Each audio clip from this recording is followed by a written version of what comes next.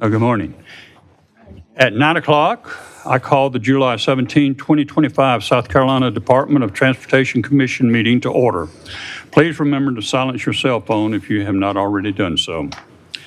As Vice Chair, I've been asked to oversee this commission meeting for Chairman Johnson, who has joined us by telephone but is physically unable to be present.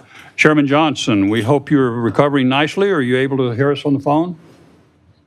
Yes, I am, Vice Chairman Dukes and the rest of the commission. I apologize for not being there in person, but just understanding if I could, I would. Well, thank you very much, and I'm keeping the chair warm for you here, sir. I'll now call the roll. Joining us by telephone, Mr. Johnson. Present. Bill Dukes, present. Pamela Christopher. Present. Max Metcalf. Here, present. Curtis Spencer. Here. Britt Blackwell. Present. Thomas Rhodes. Present. And Sal Hemington. Mr. Hemington has asked to be excused from the Commission and Audit Committee meetings due to a scheduling conflict. A quorum is declared. Is there a motion to approve the July 17, 2025 meeting agenda? So moved. Second. Is there a second? Okay. Those in favor say aye. Aye. Opposed, nay. Nay. Hearing no opposition, the agenda is approved. If you'll please join me standing as Commissioner Christopher opens our meeting in prayer, followed by Commissioner Blackwell leading us in the Pledge of Allegiance. Bow your heads with me, please. Dear Lord, we thank you for this day that you've given us. We thank you for every blessing that you've bestowed upon us. Dear Lord, I just pray that you lay your hand upon each and every one of our SCDOT workers and make sure they get home safely. And dear Lord, I just pray that you continue to lead, guide, and direct us in what you'd have us do. And we will give you all the praise and glory. In Jesus' name, amen. Amen. Pledge allegiance to the flag of the United States of America and to the republic for which it stands, one nation, under God, indivisible, with liberty and justice for all.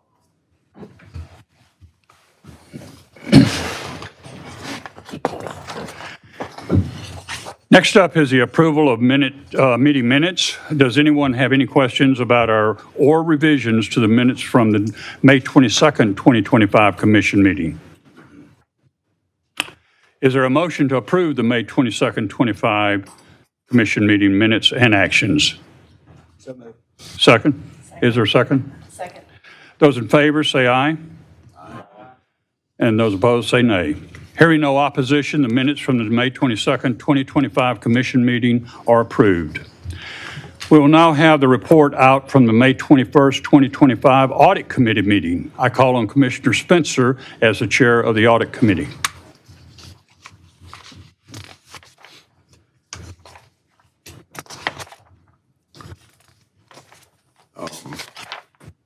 Stand by 1 second.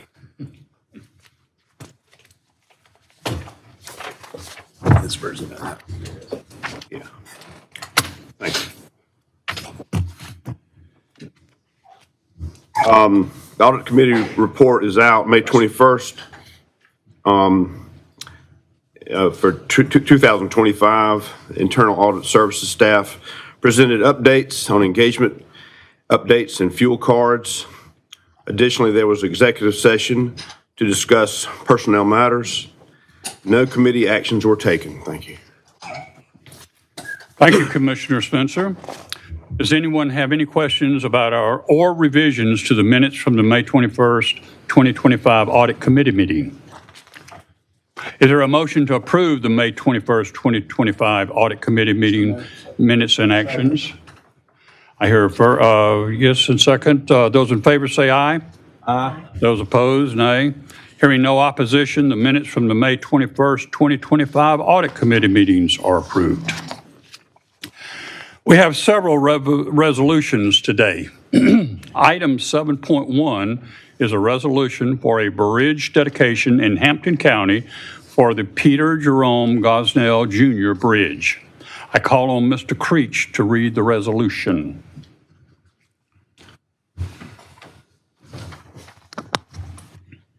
Good morning, Mr. Chairman, members of the Commission, Secretary. It's my honor to present to you the following resolution. A resolution dedicating the Salkehatchie River Swamp Bridge in Hampton County as the P.J. Jerry Gosnell Jr. Memorial Bridge. Whereas Peter Jerome Gosnell Jr., affectionately known as Jerry to some and to Goose to many others, faithfully served the South Carolina Department of Transportation for more than 30 years. And whereas after a short but valiant battle with cancer, Jerry passed away peacefully in his home, surrounded by his family on January 16th, 2024. And whereas born January 7th, 1970 in Savannah, Georgia, he was the son of the late Peter J. Gosnell Sr. and the late Betty Stanley Gosnell of Brunson, South Carolina, and was a graduate of Wade Hampton High School. And whereas Jerry began his SCDOT career in maintenance, progressed to building bridges, and worked his way quickly through the ranks of SCDOT to foreman and to assistant resident maintenance engineer under his mentor, Jack Priester. And whereas Jerry spent the latter portion of his career serving as resident maintenance engineer for Hampton County, throughout his career, his passion for Hampton County was evident, and everyone who knew Jerry knew that he absolutely loved his job, the people he worked with, and the residents he served. And whereas as a leader, Jerry recognized potential in each of his employees and accepted nothing less than their best efforts and held himself personally responsible for their growth and career development, spending many hours teaching them all the things learned during his own career. And whereas Jerry's service to SCDOT and Hampton County was always more than a job to him. He was a trusted leader in the community and spent his days and nights making sure the people and the roadways in Hampton County were well taken care of. And whereas Jerry never met a stranger, he was not the one you wanted to send on quick supply runs in the county because he stopped to talk with everyone he met along the way, sharing his warm hugs and handshakes and contagious smile and laughter. And whereas Jerry was a faithful Christian man who worshiped at First Christian Church, St. Mary's Catholic Church, and Lighthouse Church. And whereas Jerry was a volunteer with the Brunson chapter of the Lions Club and was in charge of cooking and selling tickets for the annual Lions Club fish fry. And whereas Jerry was also passionate about agriculture from a young age and always had chickens, goats, pigeons, and many other types of animals. He loved being outdoors, tending to his farm, and attending local chicken sales every weekend. And whereas, above all else, Jerry's primary devotion was to his family. And he was a loving husband to his wife, Karen, and an adoring father to his daughters, Kayla and Charlotte. And whereas Jerry never took a single day for granted and lived life to its fullest until the very end, even when he knew his time on earth was limited, Jerry came to work and did his best to leave his family, his employees, and SCDOT ready to carry on when he was gone. Now, therefore, be it resolved that the South Carolina Department of Transportation Commission on this 17th day of July 2025 recognizes, commends, and expresses its deep appreciation to Jerry Gosnell for his years of exemplary service to the department, to Hampton County, and to the state of South Carolina, and names the Salkehatchie River Swamp Bridge in Hampton County the P.J. Jerry Gosnell Jr. Memorial Bridge. Is there a motion to adopt the resolution for a bridge dedication in Hampton County to honor former SCDOT employee Jerry Gosnell Jr. for his exemplary service to our state? So moved. Second. Is there any discussion? Those in favor say aye. Aye. Those opposed, nay. The ayes have it. The resolution for a bridge dedication in Hampton County to honor former SCDOT employee Jerry Gosnell Jr. for his exemplary service to our state is approved. Commissioners, please join me on the platform for the presentation and pictures with the family of Jerry Gosnell.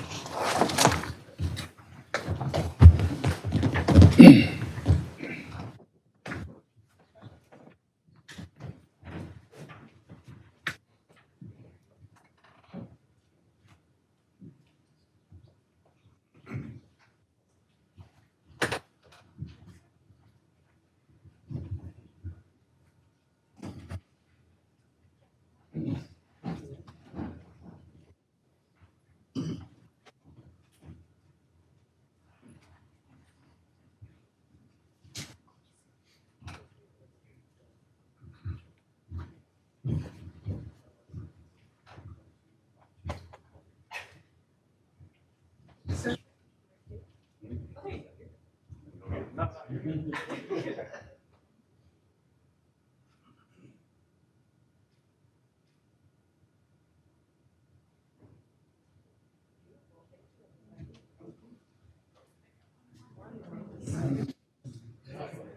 got me with this one?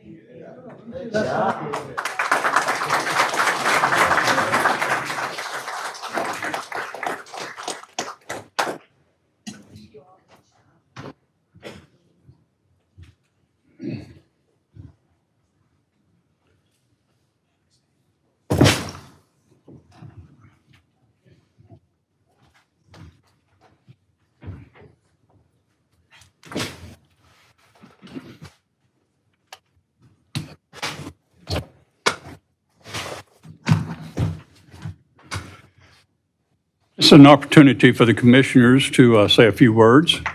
Mr. Johnson?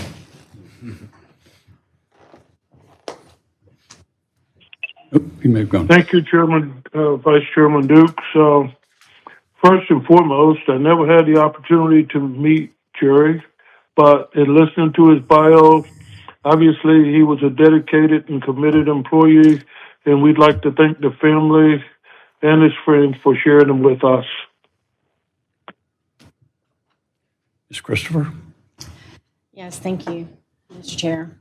I just want to tell you how much we appreciate everything he did for our organization. It says a lot about him that up until the last minute, he was doing everything he could to lead his crew at SCDOT and really want to be part of it. And we always stress how much it really is a family at SCDOT. And so I know he saw that as his extension of his family that's represented here.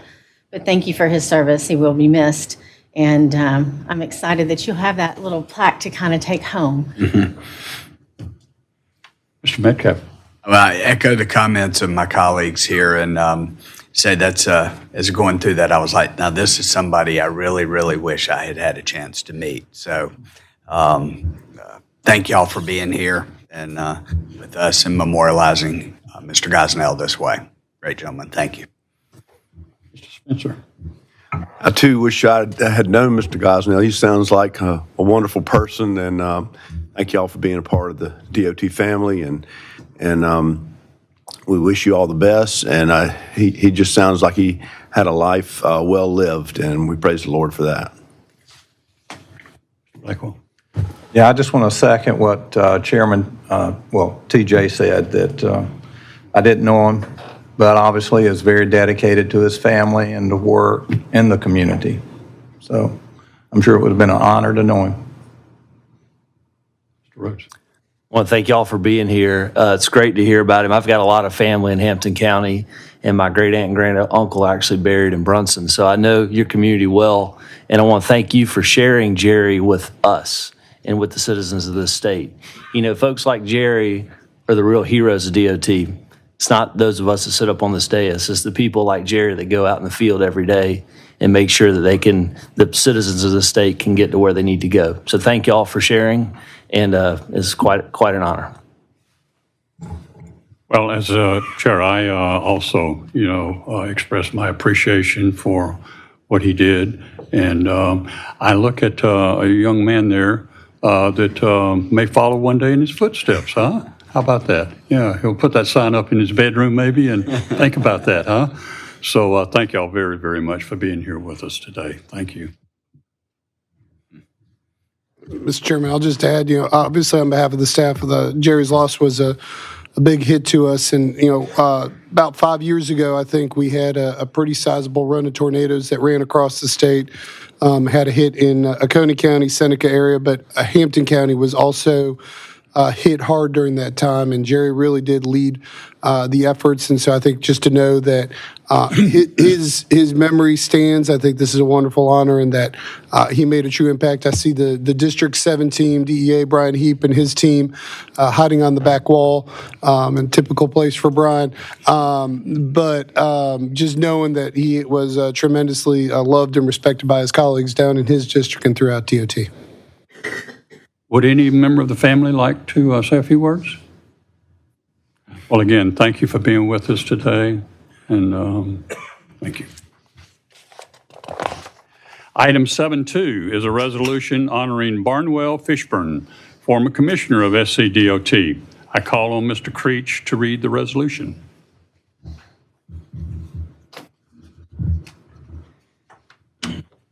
Thank you again, Mr. Chairman. It's my honor to present to you a resolution to honor J. Barnwell Fishburne for his dedicated service as Commissioner of the South Carolina Department of Transportation, representing the 6th Congressional District.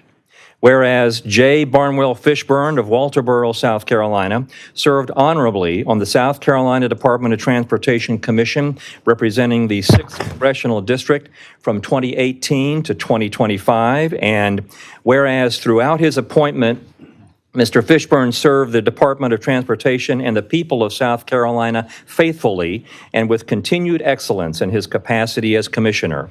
And whereas Mr. Fishburne was elected by his fellow Transportation Commissioners to serve as Chairman of the Transportation Commission in 2021, and whereas Mr. Fishburne was elected by his fellow Transportation Commissioners to serve as Chairman of the Audit Committee in 2019, 2022, and again in 2024, and during his tenure, the agency received clean audits from an independent auditor each consecutive year.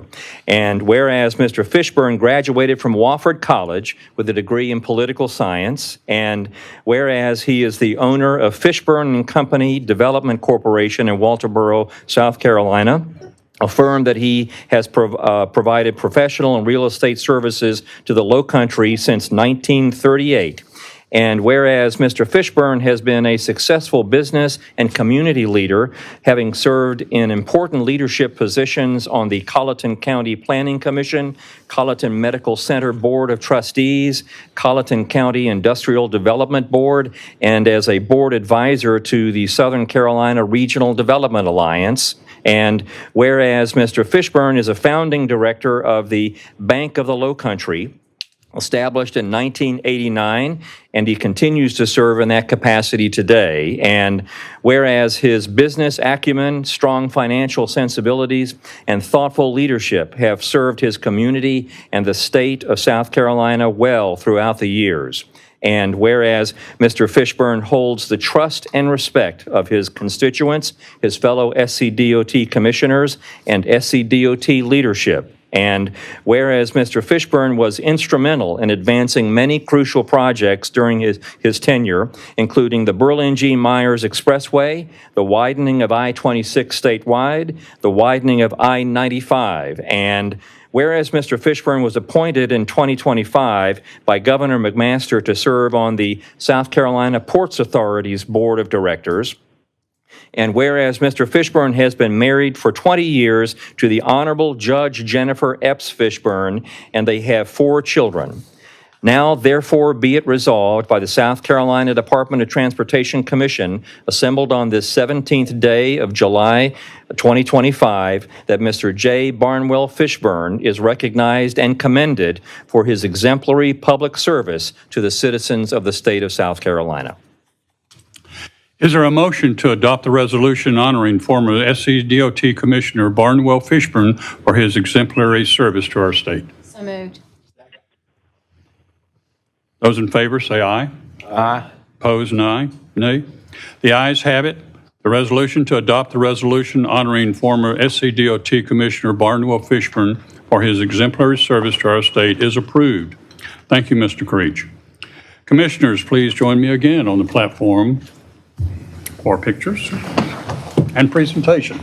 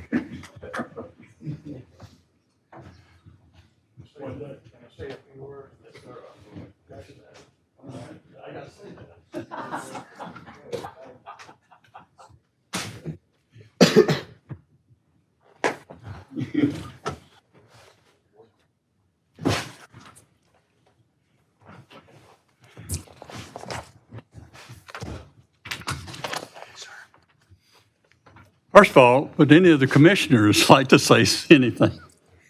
Mr. Johnson. Yes, I would.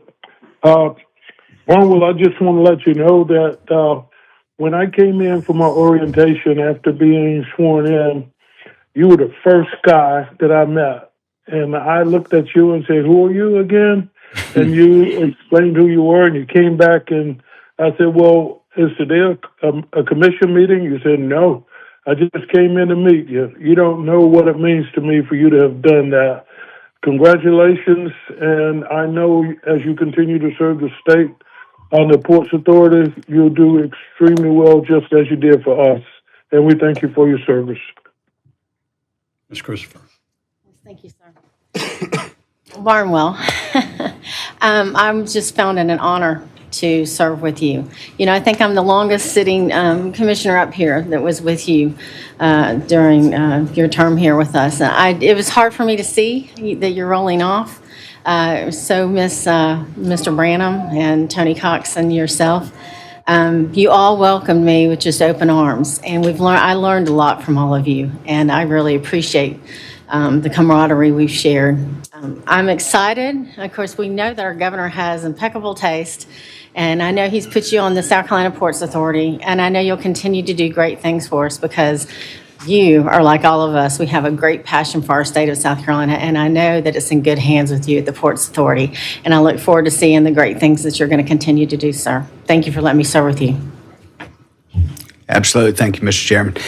It wasn't lost on me as Mr. Creech was reading the resolution and got to the part about you being selected as chairman that sweet child looked up towards Ted and mouth went wide open when you said chairman. I don't know why that hit me, but maybe it was just a surprise to her that you were the chairman. Yeah. Much like Chairman Johnson just said, you were one of the first with Commissioner Branham and Tony Cox calling, reaching out to me when I came on this commission a few years ago, and we've developed a good relationship as well. Thrilled that you will be at the State Ports Authority. Great group, a great bunch of leaders there in our state too, that we obviously have strategic partnerships here. So your wealth of knowledge from DOT is going to continue to serve the state. So thank you. Pleasure serving with you, and all the best. Barnwell, I appreciate the opportunity to serve with you and work with you on this commission. And you've made our meetings fun and interesting, and you've asked some tough questions at times. And one day we're going to have a great celebration on I-95 on the south end for you. And want to thank you for your service, and look forward to your service on the Ports Authority. And they have big aspirations for growth, and I know you'll serve well down there. And just thank you for your friendship. God bless. Mr. Blackwell. Barnwell, I just sat with you by my side for one meeting, but you're like TJ said, you're one of the first people to call me and welcome me, and you impressed me as being a guy that was down to earth and would have been a great mentor, and I would have had a ball working with you, and that one meeting was a pleasure. Yeah, Barnwell, thank you for your service. I'm excited to see you get involved with the Ports Authority. I've heard your name for years. Like I mentioned, my dad was born in Walterboro, and I grew up in the 6th District, so I know all about Dragon Jeffries and Bell's Highway, and Walterboro is a special place, but we just appreciate you using your talents to serve the state and your community. And Barnwell, I can echo many of these comments. Thank you for calling and reaching out to me when I was appointed. Meant a lot to me, and your friendship over the years has meant a lot to me. Thank you for your leadership. Your leadership was critical at the time that we were able to begin spending a lot of money on road work in this state. And as I said up there with the presentation, I wish I had a 95 sign for you, but I didn't think far enough ahead on that one. But one day we'll be down there with you on 95. So, okay. I also have a former commissioner, Mr. Branham, would like to say a few words. Oh, Lord. Good to be back. I won't tell everything. No, it's been a pleasure to work with you. This guy, when he talks, he means business. He's a businessman, and I always appreciated that. And he's always been a close friend. This is probably the biggest advocate in South Carolina for I-95.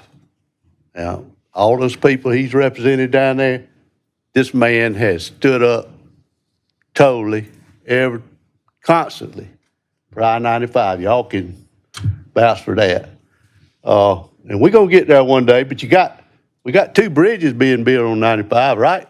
You got about 10 miles of 95 being done. So, hey, we're gonna get there. But you know what? You left all of us and got on the Port Authority. You ain't got to worry about no potholes now. Actually, the river won't have none. But I congratulate you on that job. It's been a pleasure to serve with you, and look forward to seeing you around. If I need anything from the Port Authority, I know who to contact. Thank y'all. Thank you. Mr. Fishburne, the podium is yours. Well, Mr. Vice Chairman, it's nice to be back, and it's nice to be back and see all of you, and I want to thank you very much for the honor, the dedication, and the resolution. It means a great deal to me. And I want to thank all of the staff, the deputy secretaries, even the audit department. Mr. LaBruyere certainly had a lot of patience with me. I'd like to thank legal, and Leah, thank everyone, and Tina Kennedy, I don't know where she is, but there are a lot of people to thank. And if you would, I'd just like to make a few comments about my time here. I've met a lot of interesting people, and certainly Christy Hall was one of them. And my first day back in 2018, I sat down in front of her to size her up, and she sized me up. And I figured out that she was one sharp cookie, and she figured out I didn't know anything about anything. And we had just a grand time. And one particular instance that pops up was she asked me to go down to the little city of Holly Hill and meet with some people down there that had some road problems and see if I could help them out. And I did. And I got down there fairly early, about 8:30, and there was one car in the parking lot at the Holly Hill Library.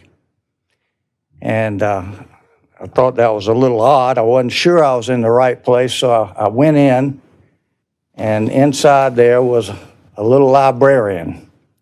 And she was kind of a funny-looking kind of woman, I got to admit.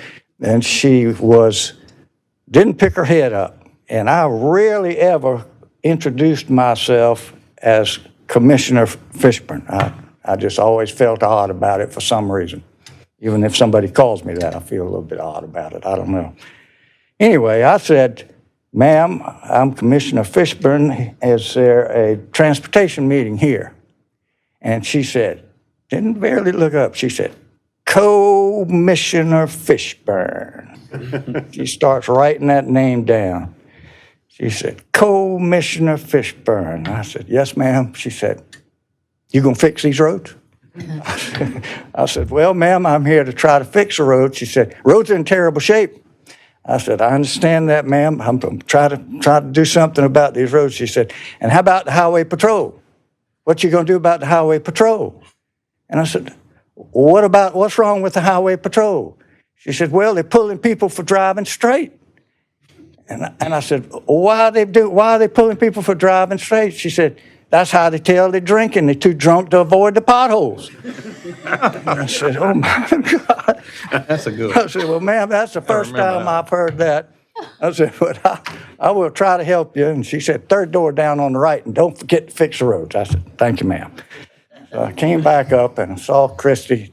First thing out of her mouth was, did you meet the librarian? I said, thank you, Christy. I appreciate that. But it was an interesting time in 2018. In 2016, if you look back at the DOT, there was actually zero money in the bank and about $70 million in accounts payable. And that was a very different time than now. And over my tenure, we saw the governor get involved, the legislature got involved, got confidence in the DOT, and one thing happened after another. We started, the gas tax passed, the coffers started getting full, then COVID came, more federal money came in, then the infrastructure bill came, another $400-odd million. Then other states couldn't do what they did, more money came in, and then the word acceleration came about. And all the projects started being accelerated, getting done faster. And it was really at that point that I really got turned on at South Carolina. I could see that this place was going to bust loose. And I kept telling people that the little orange cones are going to be the state flower. They're going to be popping up everywhere. And sure enough, once the permitting process got through, now it's incredible to ride through this state. And being on the port end of it now, I can see the importance of the two working together. And it's a fascinating thing, and it's a passion of mine, and I appreciate the education that this department gave me to be able to go forward. In closing, I want to say there was one decision that I made when we were here that I think will probably be historic, and that was the selection of the Secretary of Transportation. I think, Mr. Powell, you will end up being probably the state's best Secretary of Transportation. There's no question in my mind about that. And I think that was one of the Commission's best decisions that we made when we were here. And having said that, my heart is with you. My heart is with the DOT. I'm very proud of the agency, and I'm probably the biggest ambassador for the South Carolina Department of Transportation. And I thank you for the honor. Thank you very much.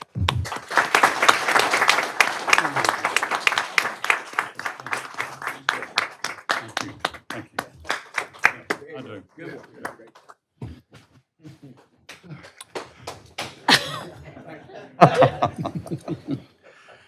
Thank you very, very much, Barnum. Item 7.3 is a resolution honoring Rod Biedenbaugh, former SCDOT employee, for his exemplary service to the state. I call on Mr. Boylston to read the resolution. Thank you, Chairman, Commissioners, Secretary. Before all the whereases, I want to personally thank you, Rob, for your leadership, your calm and thoughtful approach to your work, and really our friendship over the last few years that we've had a chance to, or I've had the privilege to work directly with you. You are missed, and thank you. It's my honor to present this resolution honoring Rob Biedenbaugh, PE, for his extraordinary service to the South Carolina Department of Transportation in the state of South Carolina. Whereas Rob Biedenbaugh, PE, joined the South Carolina Department of Transportation in the summer of 1993 as an intern in the Abbeville County Construction Office. And whereas Mr. Biedenbaugh accepted a permanent position in August of 1994 with Abbeville county construction. And whereas Mr. Biedenbaugh earned his Bachelor of Science degree from Clemson University and is a registered professional engineer, and whereas his first project assignment in 1994 was a hand-drawn set of plans for the Anderson bypass, and he helped the agency transition from hand-drawn road design plans to CAD design plans. And whereas Mr. Biedenbaugh has served in a variety of engineering support roles throughout the agency, including road design, design leader, pre-construction support, and as the Director of Engineering Support. And whereas Mr. Biedenbaugh served as the Interim Deputy Secretary for Engineering in July of 2023, and whereas Mr. Biedenbaugh has led a number of high-profile projects for the agency, including serving as the chairperson for Governor Henry McMaster's Interagency Electric Vehicle Working Group, the primary technical contact for BMW to support their campus expansion with projects on I-85, and a delegate to the United Kingdom to promote economic relations between the United Kingdom and South Carolina. And whereas Mr. Biedenbaugh is no stranger to emergency management, having supported the agency through numerous natural disasters, including hurricanes, floods, and the emergency repair project on the Lake Murray Dam walkway. And whereas Mr. Biedenbaugh was a fixture for South Carolina at national associations, including the American Association of State Highway and Transportation Officials.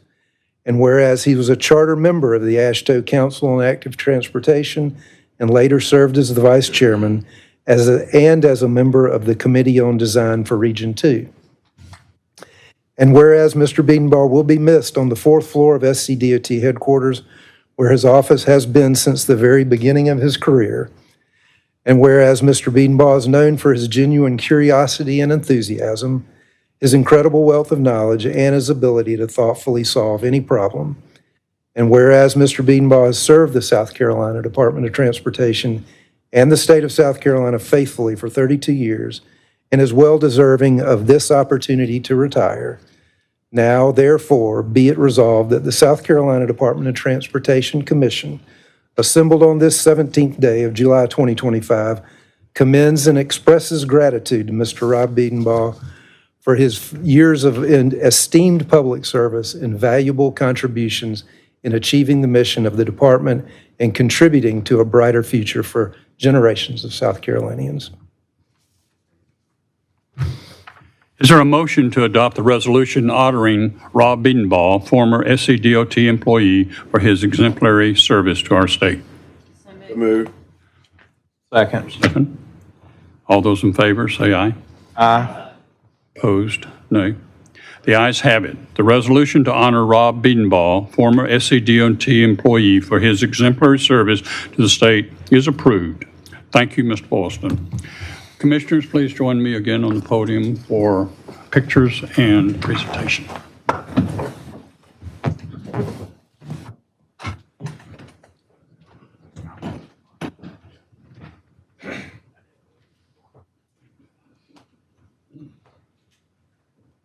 You have a wide angle lens now. I've got a big family. Okay. Thank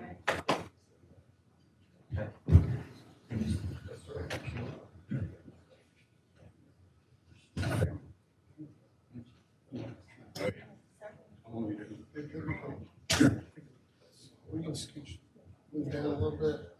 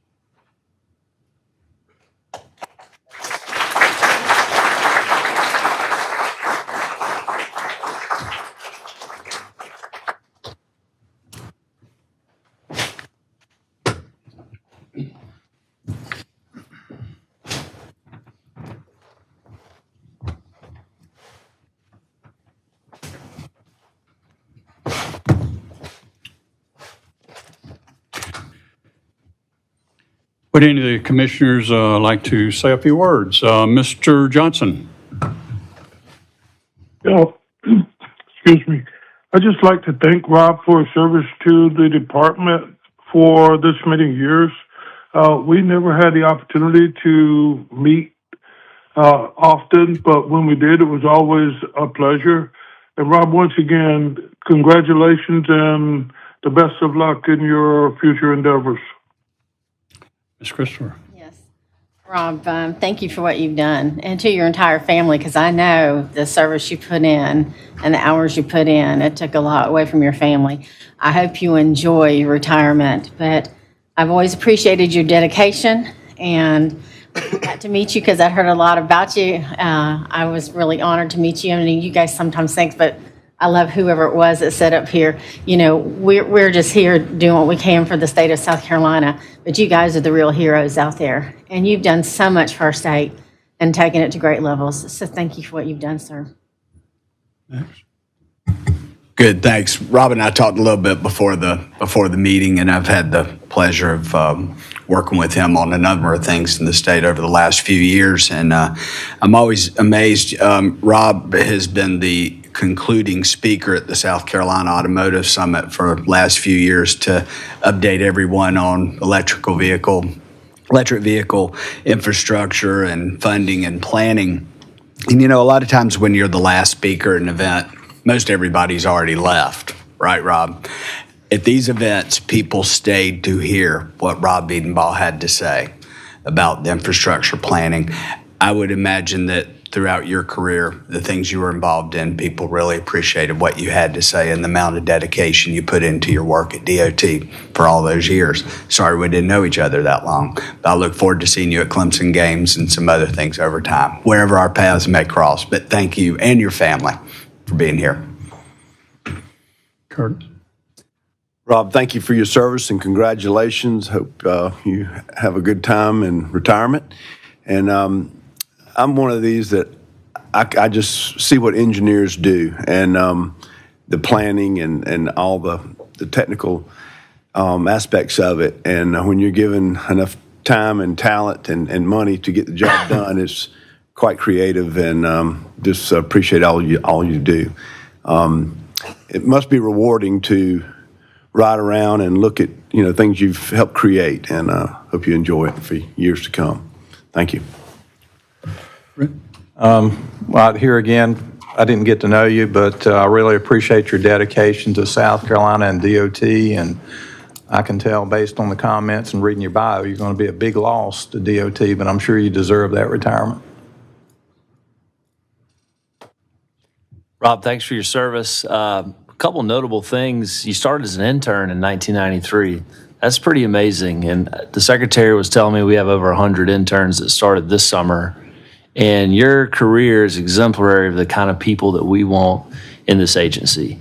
Y'all are the unsung heroes of this state. I thank you for your service. On a personal note, I want to thank you for your Lake Murray Dam job, because I lived downstream of that, and that would have been a big problem. So I appreciate that. And the last thing I'll say, Rob, is go Tigers. Go Tigers. Oh, boy. One day we'll have a Gamecock that we can talk about up here. Well, My work here is done. Yeah, a purple tie, though. Oh, yeah. Rob, again, thank you. Your leadership, commitment, has played such a significant role in the improvement of our infrastructure and the betterment of the lives of the citizens of South Carolina. Thank you very, very much for your service, and wishing you the best in retirement. And if we can ever do anything for you, please give us a holler. Okay. Now, would you like to have a few words, please, sir? Yes, I would.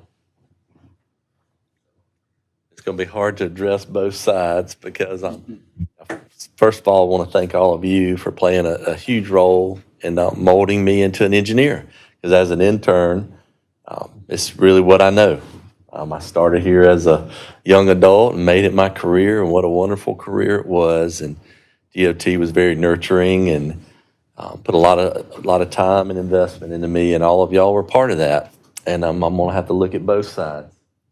Say, me and you are part of that also, because I'm a product of my surroundings at DOT.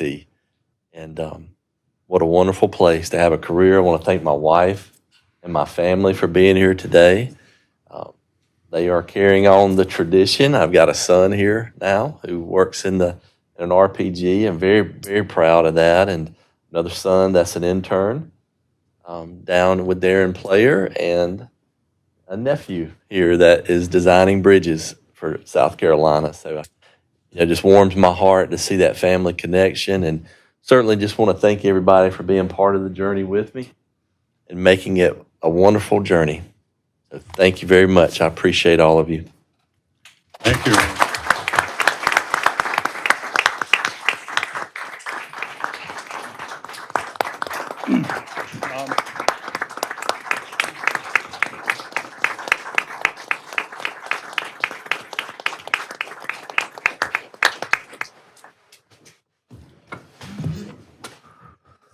Well, before the next resolutions, any of the family and honorees are free to depart.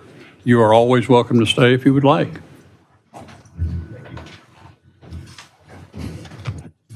Thanks for being with us today. Thank you very much.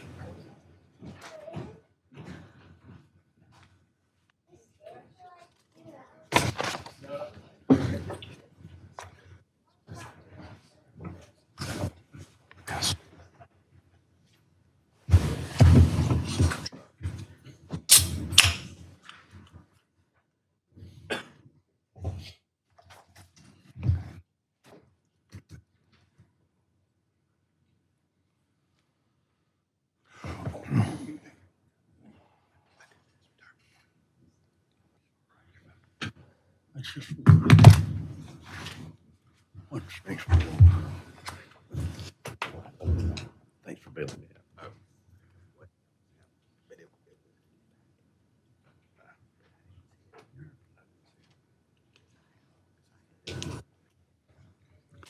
Hey, next up are the resolutions we received from the county legislative delegations. They have already been read in full measure and approved at their respective meetings, so we will read the abridged resolution. For the next two resolutions, we received a request from the Colleton County Legislative Delegation. Item 7.4 is a resolution for road dedication in Colleton County for Willie L. Brown, Jr. I call on Mr. Creech to read the abridged resolution. Mr. Chairman, just a very brief note that this resolution recognizes the late Willie L. Brown, Jr. by naming a portion of Highway 61 in Colleton County the Willie L. Brown, Jr. Highway. Is there a motion to approve the road dedication in Colleton County for Willie L. Brown, Jr.? So moved. Second. Any discussion? Those in favor, say aye. Aye. Those opposed, say nay. The ayes have it. The resolution for the road dedication in Colleton County for Willie L. Brown is approved. The last resolution is item 7.5 for an intersection dedication in Colleton County for Emma McKenzie Lake. Since this was already read and approved by the Colleton County Council, I call on Mr. Creech to read the abridged resolution. Mr. Chairman, this resolution is to recognize and honor the late Miss Emma McKenzie Lake by naming the intersection of Highway 15 and Pleasant Grove Road in Colleton County, South Carolina, the Emma McKenzie Lake intersection. Is there a motion to approve the intersection dedication in Colleton County for Emma McKenzie Lake? So moved. Second. Is there any discussion? Those in favor say aye. Aye. Opposed, say nay. The ayes have it. The resolution for the intersection dedication in Colleton County for Emma McKenzie Lake is approved. The last resolution is item 7.6 for an intersection dedication in Charleston County for Gabriel Seagraves. This resolution was already read and approved by the Charleston County Council. I call on Mr. Creech to read the abridged resolution. Mr. Chairman, this comes to you from the Charleston County Legislative Delegation and the town of James Island to recognize and honor the late Gabriel Seagraves by naming the intersection of Kentwood Circle and Secessionville Road in the town of James Island, South Carolina, as the Gabriel Seagraves Memorial Intersection. Is there a motion to approve the intersection dedication in Charleston County for Gabriel C. Graves? Second. Is there any discussion? Those in favor say aye. Aye. Opposed, say no. The ayes have it. The resolution for the intersection dedication in Charleston County for Gabriel C. Graves is approved. Thank you, Mr. Creech. Please note that a copy of the county council request and the full resolutions were included in the commission meeting package. Next on the agenda is item 8. Are there any public comments, Mr. Secretary? Mr. Vice Chairman, we have not had anybody sign up for public comment. Okay. Secretary Powell will now present the Secretary of Transportation report. Thank you, Mr. Vice Chairman, members of the commission. It was great to honor some folks like Jerry Gosnell, who really stood up and responded during those tornadoes in Hampton County. Rob Bedenbaugh, we describe him as a Swiss Army knife, was probably the best way I could describe what he can do as an organization. But one of the key things he did during Hurricane Helene, we dropped him in to get the power back on and to assist our power companies in doing that. And while he might not get a Christmas card from at least one of the power companies this year, what I can know for sure is that Rob's efforts got the power back on faster in South Carolina than in North Carolina, than in Georgia during Hurricane Helene. And when you have people dying because they were running out of oxygen and they could not get their medical devices working, I think what we can confidently say is that Rob saved lives during that time. So certainly great to honor him, as well as former Commissioner Fishburne. So we miss his wisdom and incisive questions as well. So we'll get underway with the Secretary's report. Our start off with safety, which is always our first and foremost priority here. As of July 3rd, we had 401 fatalities. Again, 401 too many. Would say compared to this point last year, we had 524 on our roads. What I'd say is, before we get too optimistic that the trend is coming down, I think it is a reflection of a lot of our efforts between law enforcement and our traffic engineering office. There is oftentimes a lag with local reporting in. So when local law enforcement puts in things there may be a little bit of a lag there. But we are right now in the peak of summer travel season, where people tend to drink a little too much, speed a little too much, lots more people on the road. So a positive trend right now, but something that we need to keep an eye on, make sure that it keeps going forward from there. Several commissioners joined us last week and celebrating the completion of 2 major safety projects here in Columbia, the South Main Street and the Hardin Street projects. We broke ground on the Ashley Phosphate Road project in North Charleston. So lots of action and opportunity happening on our safety program. When we look at our vulnerable road users, we are seeing a similar trend to this point. Last year, at this point in time last year, we had 82 total, or 110 total fatalities of pedestrians, bicycles, or mopeds. This year so far, 82. Again, a reflection of our continued efforts and activities that we have going on around the state to improve safety for all users of our state highway system.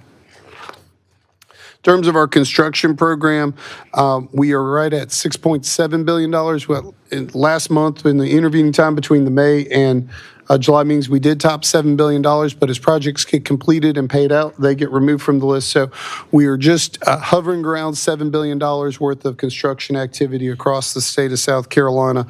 And we will continue to work on those efforts to continue to build a better South Carolina.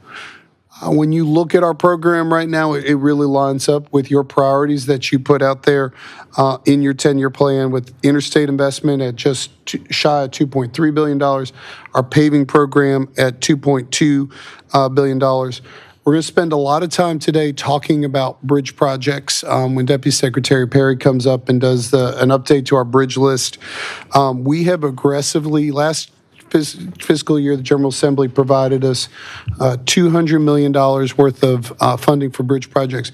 We have committed all of those dollars within the fiscal year, and you will anticipate seeing in our August and our November lettings, we will see a significant increase in the amount of bridges going out to construction. So you will see all of that effort coming through in terms of all the sides of the house, whether it's bridge maintenance, our pre-construction division, or alternative delivery, putting out bridge projects. In terms of our on time, on budget, there is on time. We remain at 19% with penalties assessed, 81% on time. Our on-budget category still remains under budget from original bid value to closeout value. We'll say that it has ticked up a little bit from last month. It was about 2.5% last month. It's about 1.6% now. Going into our change orders, there were of change orders greater than $250,000. There was $4.1 million worth on a total contract value of $6.7 billion. I'll walk through those. If there's any additional detail, Deputy Secretary Perry is ready to chime in from there. The first two are design build related change orders. The first one is related, as I've mentioned before, when water utilities, when we go into a design build project, plans are not finalized, so the impacts on a utility are not fully known when we award the contract. This situation, this bridge replacement project, the design was final, and so we needed to make a change order to incorporate the water line relocation. I-26, I-95, if you recall when, obviously a frequent topic of discussion with Commissioner Fishburne, as well as something that when Rob Beamball was the acting Deputy Secretary of engineering, I-95 in Dorchester County had hit the end of its useful life and had deteriorated very significantly. We've got a project underway that goes basically through that area. We cut it off at the boundary where I-26, 95 interchange is happening, and so they were asked to come in and do some additional pavement, concrete pavement rehabilitation based on the actual conditions that are on the ground there. We get into change orders here. The first one related to pavements. First one is really kind of identifying additional work we needed to do on ramps and signal detection on the 385 project in Simpsonville, Fountain Inn area. The next two, one of the things, if you recall, when we get into a paving project, if we have a project going on right now, it is usually based on the assessment in 21 or 22 and the determination of what's the right treatment to improve a road. Obviously, conditions can change, and so both of these are basically, based on the condition and deterioration that occurred in that intervening time that required additional changes. The next one, again, similar situation, final surface material change from a single treatment to HMA surface type C, so different type of asphalt needed in that situation as well. The last one here on this slide here is when we do any work above a railroad, the railroad requires us to have a flagger, basically, so that operations of construction do not interfere with an active train line and trains that may be passing through. The flagger that the contractor wanted to use wasn't on our list, so we asked them to basically do a change order so that they could do it. So obviously offset our cost of having a flagger being directly contracted by the DOT. The last change order here is a fairly sizable one. It was on an emergency repair, at least in percentage terms. We had gone in and done an emergency temporary repair in that project. A subsequent rainstorm came through and basically blew out the pipe that we had put in, so we were asking them to basically come in with a more robust repair than they were originally scoped to do. I'll pause there if there are any questions on the change orders that either I or Deputy Secretary Perry can answer. Yes, sir. Mr. Secretary, and I asked you a little bit yesterday, and I'm not going to make you, I guess Rob will answer the question anyway.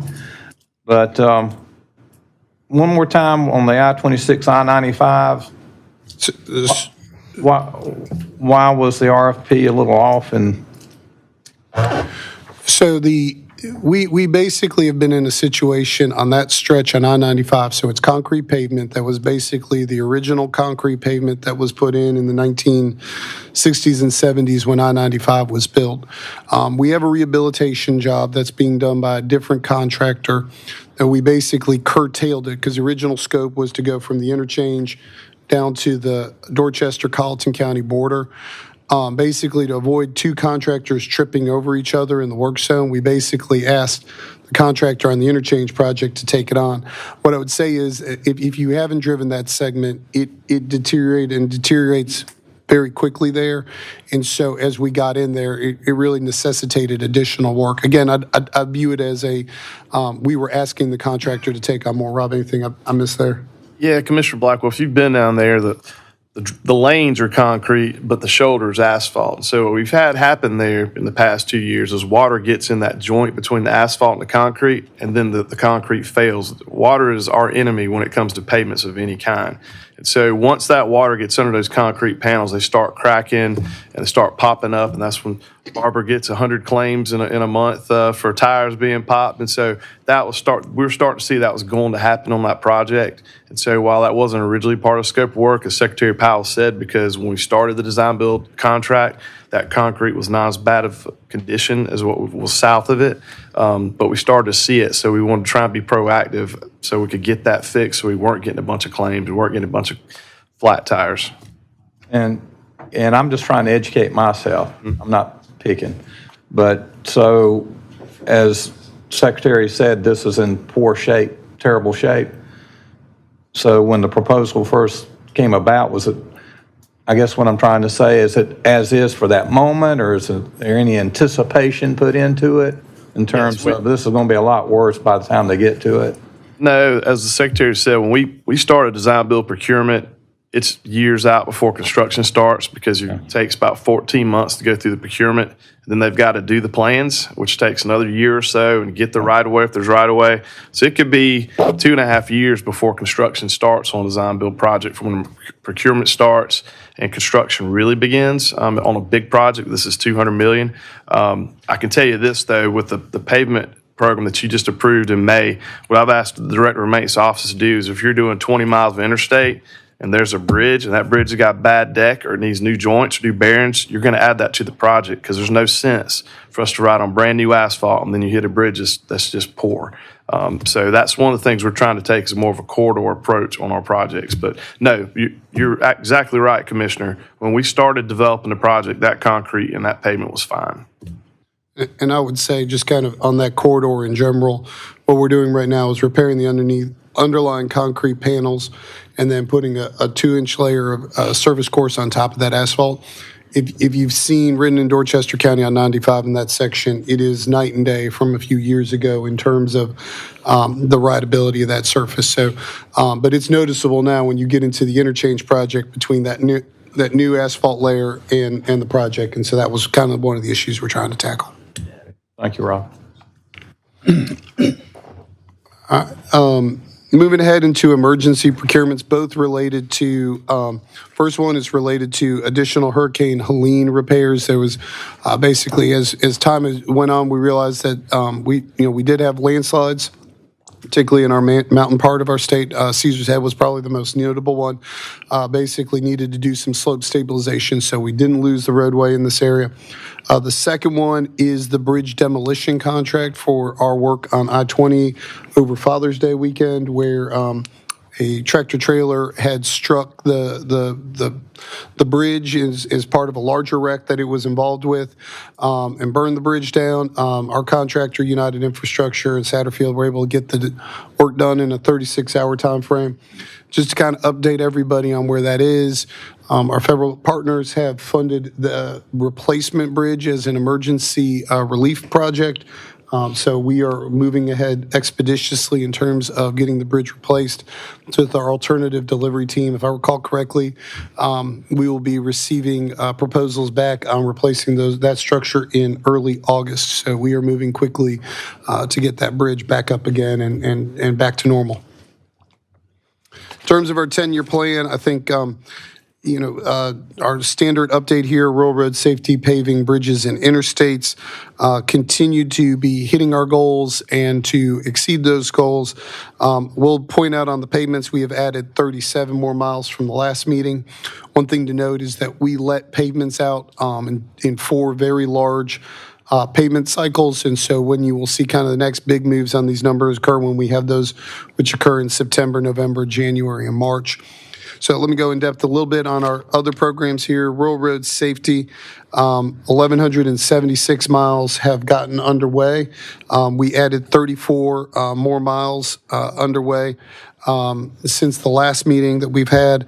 If you recall, last year, the General Assembly also provided us, with addition to money from bridges, they also provided us, ultimately was about $96 million for rural road safety projects. Our traffic engineering team has worked very aggressively to get that money programmed and put out the door. So kind of, again, if the General Assembly does provide us money, we are turning around and delivering those projects quickly.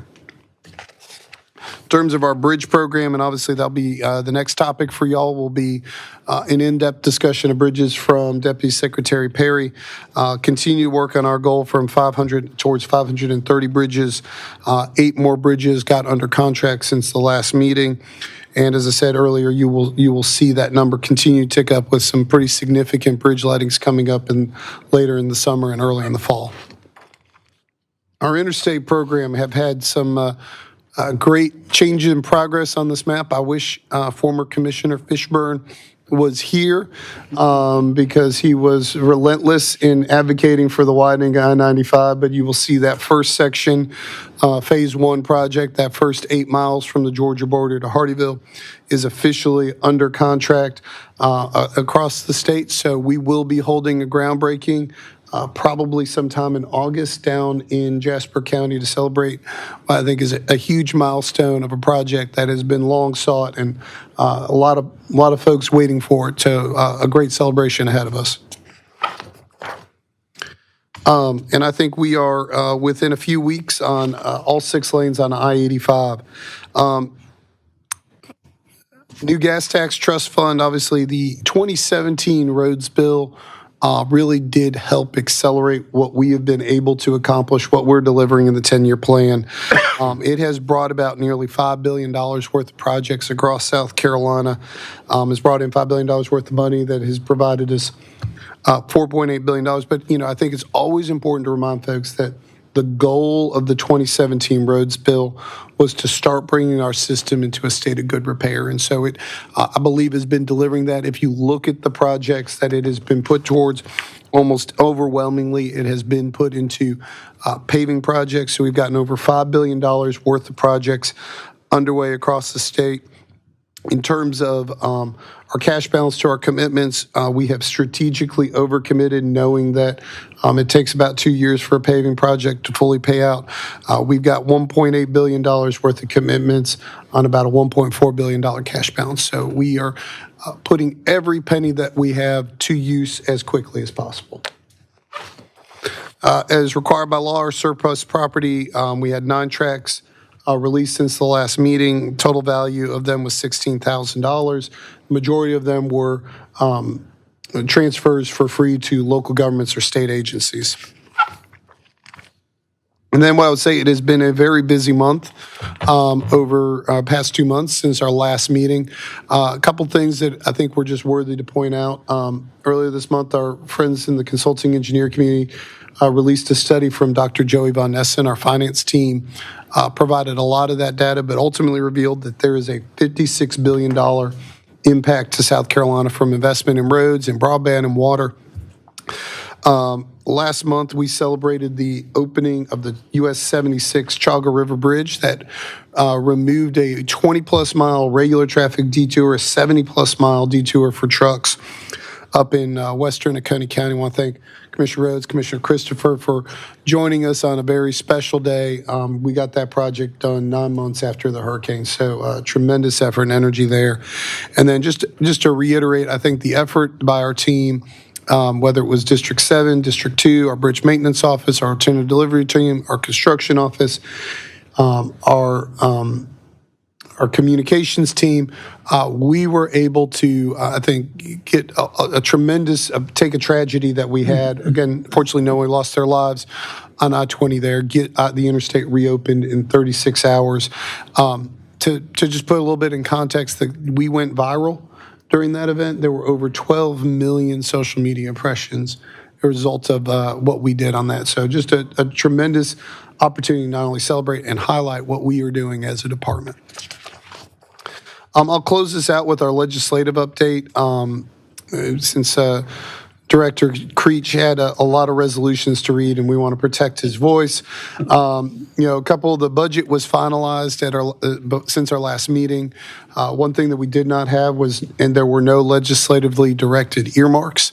The governor has given some direction about legislators asking for hidden earmarks in the budget and to report that to him. Some specifics to DOT. We received $200 million for bridges. That is why Deputy Secretary Perry here will be presenting the bridge list. $35 million for unreimbursed Hurricane Helene expenses, and so that'll be put to cover our costs on debris and repairs that we've made. And approximately $1 million in non-recurring money for off-interstate litter pickup.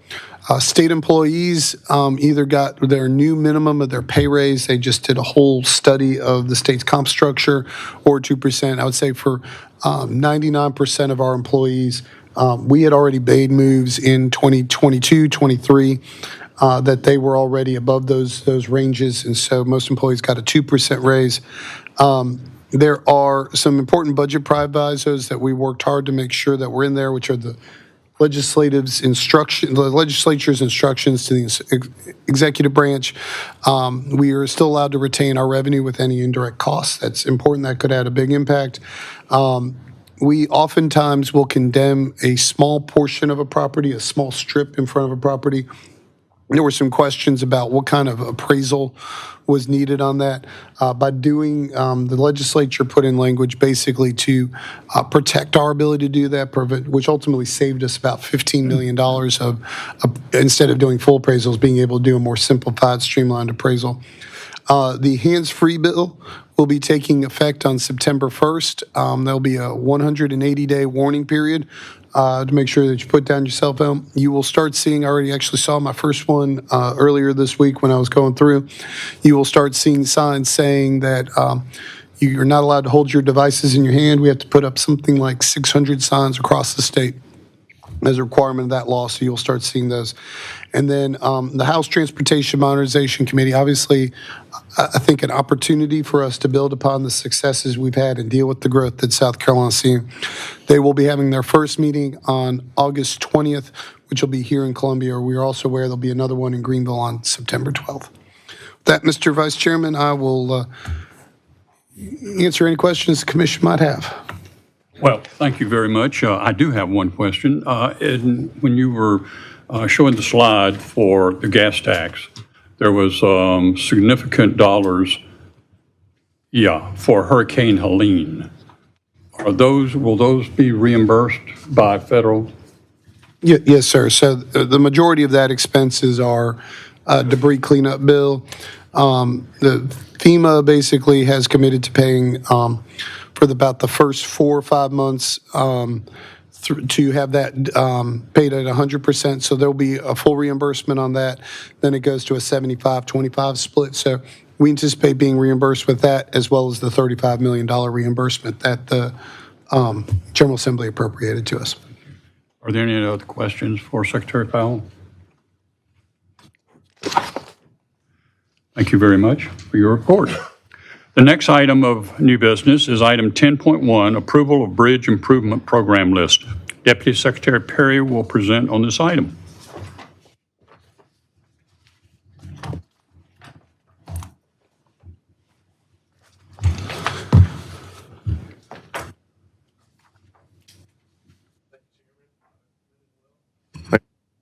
Oh, that would work better.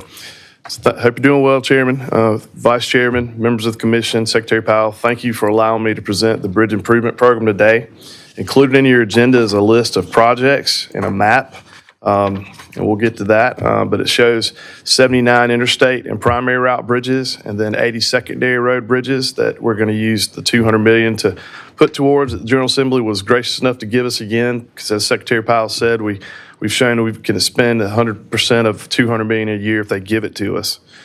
I'd be remiss if I didn't thank the bridge management staff, finance, pre-construction, alternative delivery for pulling this list together, as well as this presentation. As you know, the General Assembly ended early May and then had to come back to approve the budget. So to pull this together in a number of weeks, that's a heavy lift. So I just want to thank them for that. So as you know, the General Assembly entrusted us with $200 million again for bridges. And we already have around $239 million in federal funds for the bridge program. So the $239 million is spread across numerous categories. We use $115 million for replacements, $45 million for repairs, $23 million for preservation, $25 million for bridge inspection, but that's also underwater inspections and load ratings. And then we have another $30 million that we use for emergency. So the $200 million more than doubles our investment program for bridges for the year. And it's not just for replacements. The program, again, preservations, repairs, and replacements. We don't just use these funds on one route. We use them on interstates, primaries, and secondary roads. So this is the table that Secretary Powell shows his report to you on a routine basis. 416 have either been completed or in construction.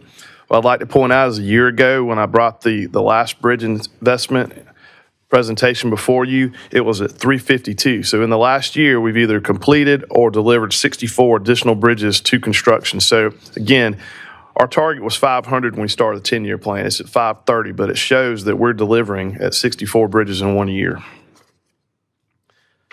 It's always important to talk about how we inspect our bridges, how we rate our bridges, because it also leads into how we pick bridge projects. So anything from 7 to 9 is considered good. And so we'd probably do some type of just routine maintenance on that to keep it in a good state of good repair. Anything 5 to 6 is fair. So we'd do a preservation or repair. And 4 and below is probably going to be a full rehabilitation or replacement. From my bridge inspection days down in Charleston, a brand new bridge would be typically rated an 8. And when I'm talking about conditions, I'm talking about your deck, the superstructure that holds up your deck, which could be concrete or steel, and then the columns or the piers or the timber piles. So those are kind of the 3 main areas for condition ratings. This is another slide that the Secretary has shown to the legislature and he's shown to you all. The point of it is we're only seeing right now what's above the water, but we've got 8,500 bridges in our network. 2,400 are 60 years or older, and at the rate we were going, in 10 years, we'd have 3,900 bridges that are 60 years or older. So almost half of our infrastructure that were bridges would be 60 years or older 10 years from now. And that's not something we want for whoever follows me or the Secretary or our motoring public or our citizens. Of the 84 closed bridges, I need to point out that some of them are closed because of Tropical Storm Debbie, Hurricane Helene, and some of them are closed because our bridge maintenance forces are working on them. They're repairing timber piles, but they're closed to do that. They're closed because they're under construction for repair, or they're closed because they're being replaced. And the delta in that, those are in design in some capacity. So we're not just sitting on the ones that aren't being worked on right now. They're under design. So this is really our guiding principles for the bridge investment program. The commission multiple times has approved us for closed bridges to go ahead and assess them, and if they can't remain closed, which is very rare, typically folks want that bridge back open for mobility and access purposes. But if it can't remain closed, we add it to our work plan, we add it to our list, and we program it.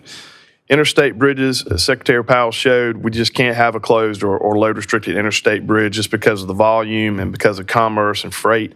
So we jump on those right away, whether it be the I-20 bridge in Aiken or whether it be I-20 a couple years ago in Camden right before Christmas. It seems like it always happens around a holiday, but that's okay. And obviously our primary network, between our primary network and interstate, that carries 80% of our traffic.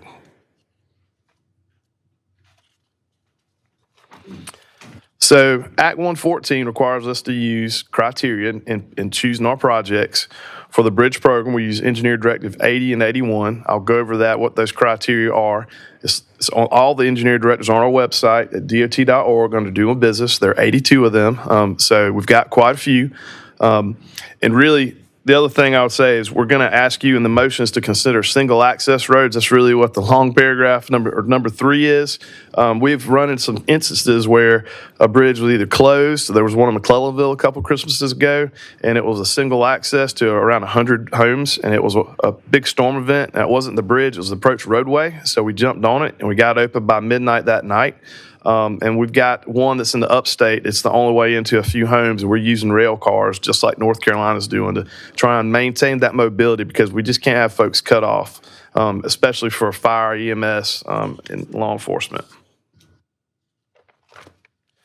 So before I talk about this slide, I want to talk about the engineer directive. So again, we use criteria to rank our projects. Obviously, the condition rating is one of the big ones I mentioned. You know, the deck, the superstructure sub, that's 20%.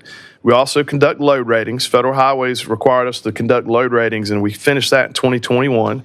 Load ratings more at the element level. So you think about element level, you think about a steel superstructure, a steel girder, and you've lost section. So you've had section loss on like the bottom flange. So it calculates that, and based on the deterioration, it'll give us a number. Think about a benefit cost ratio where anything above 1's good. It's kind of like a load rating. So that's 20% as well. So we do load ratings on our bridges, and then once conditions change dramatically, we'll redo the load rating. So if we drop from a 7 to a 5 on a structural condition, then we'll rerun the load ratings to see what that is. Truck traffic's another 20%. That's very important, obviously, because trucks are 40 to 40 plus tons, so they're the ones that can deteriorate our bridges if we don't, watch out. And then obviously, average daily truck traffic is 10%. Whether it's a detour route, the detour length is 10%. Whether it's evacuation route is 5%. And then again, freight network is 5%. We also have a 10% local significance where we use our district folks to help us. So if it's the only bridge to get you to Sunoco and Florence or Amazon Distribution Center, and they know that that's a critical route and the bridge is in poor condition, then that's where the local significance comes in. So another thing we're going to be bringing to you is streamlining the process. So what we found, and the Secretary has asked us to do, is find a way to go faster on bridge replacements. And I want to thank the finance, Maggie and her team, for that, really checking other states, see how they do it. So Georgia's is a good example. What they do is they have a lump sum STIP item for closed bridges, and it's in the Code of Federal Regulations, so it's an approved opportunity. Right now, if we close a bridge, we've got to wait for that local MPO or COG to put it in their TIP, and then we have to wait for you all to approve it in your STIP, and then we can start design. So sometimes that could be 5 months, and that's not okay for our motoring public. So this will allow us to get going right away on closed bridges. The only other point I will make is item number 6. The environmental document, the NEPA document, has to be a categorical exclusion. So if it's a major bridge, it's going to need an environmental assessment or EIS, then we can't do this. But on the majority of our bridges are categorical exclusions.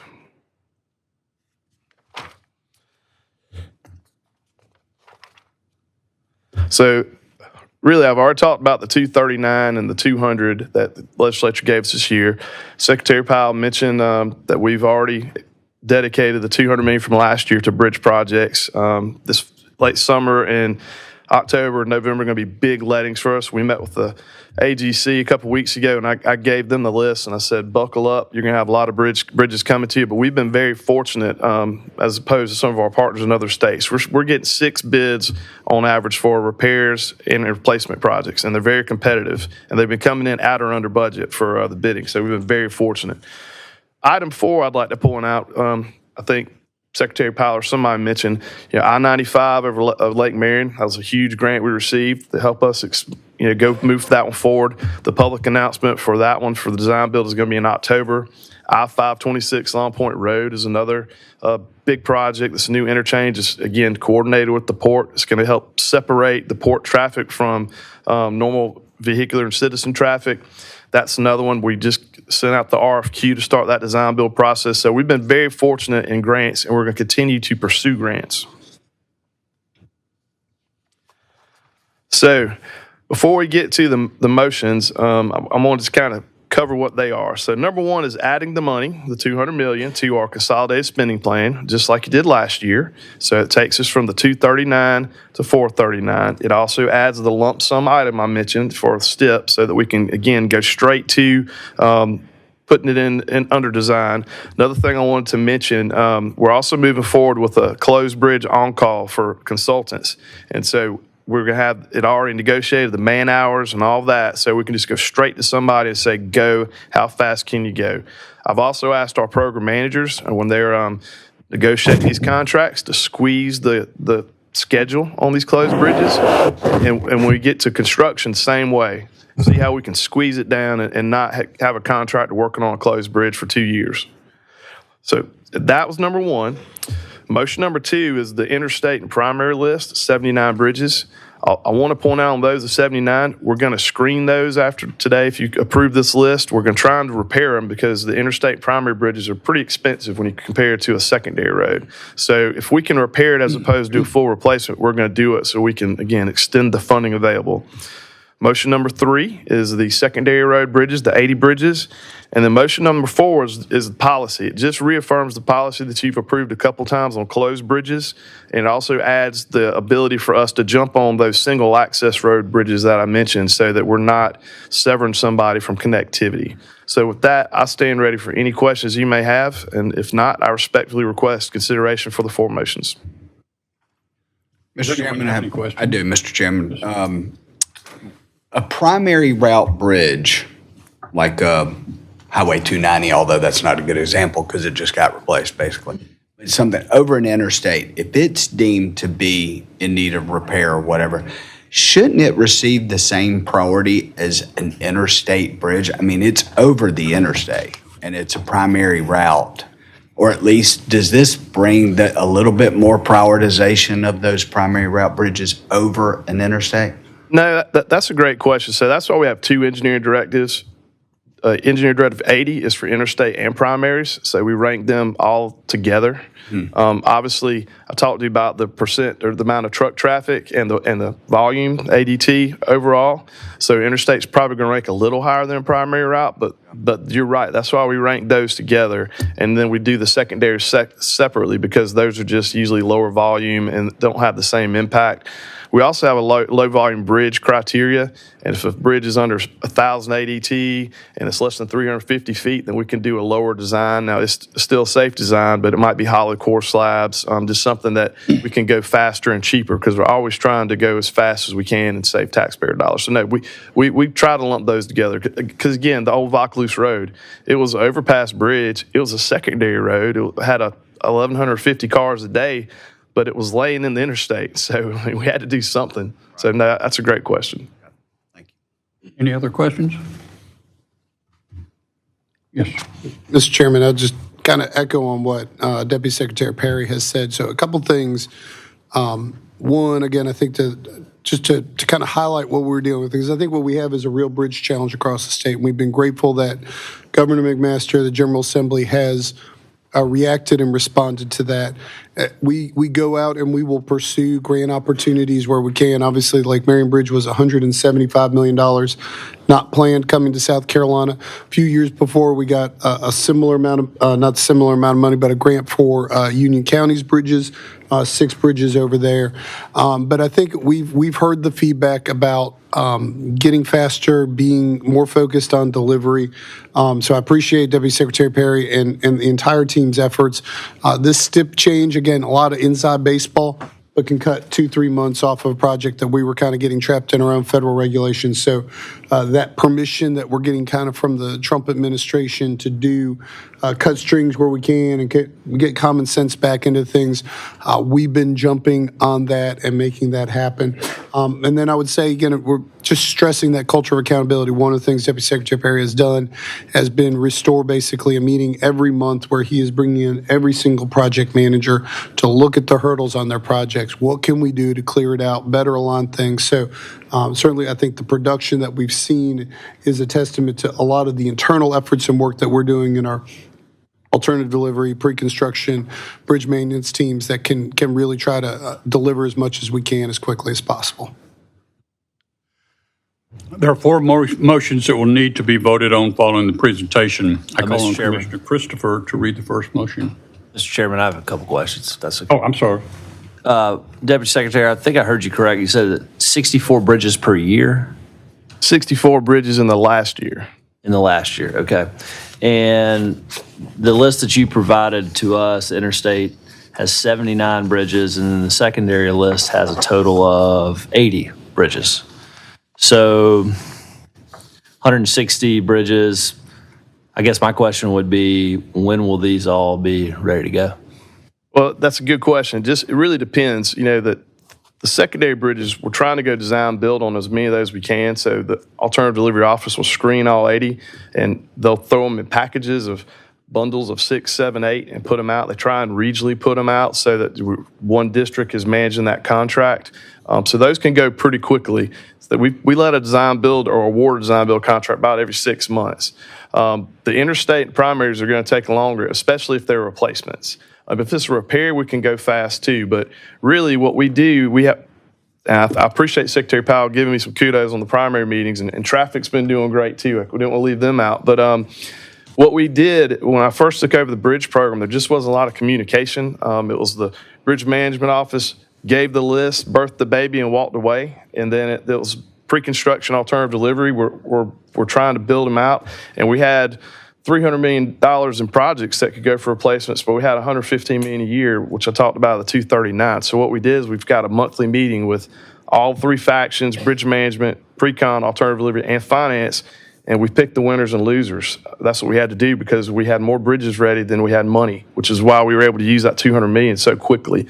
But in doing that, we've noticed 2 years out from now, if we didn't bring you a new bridge list, we were going to have a gap. And some of the bigger projects, they could take 3-4 years, especially if you're having to buy a bunch of right-of-way or move utilities. So I don't want you to think that all 160 are going to be to construction this year. We'll probably get 75 of them to construction this year. But we've got to lay it out. You got to start them now for the ones that take the 3-4 years to get to construction.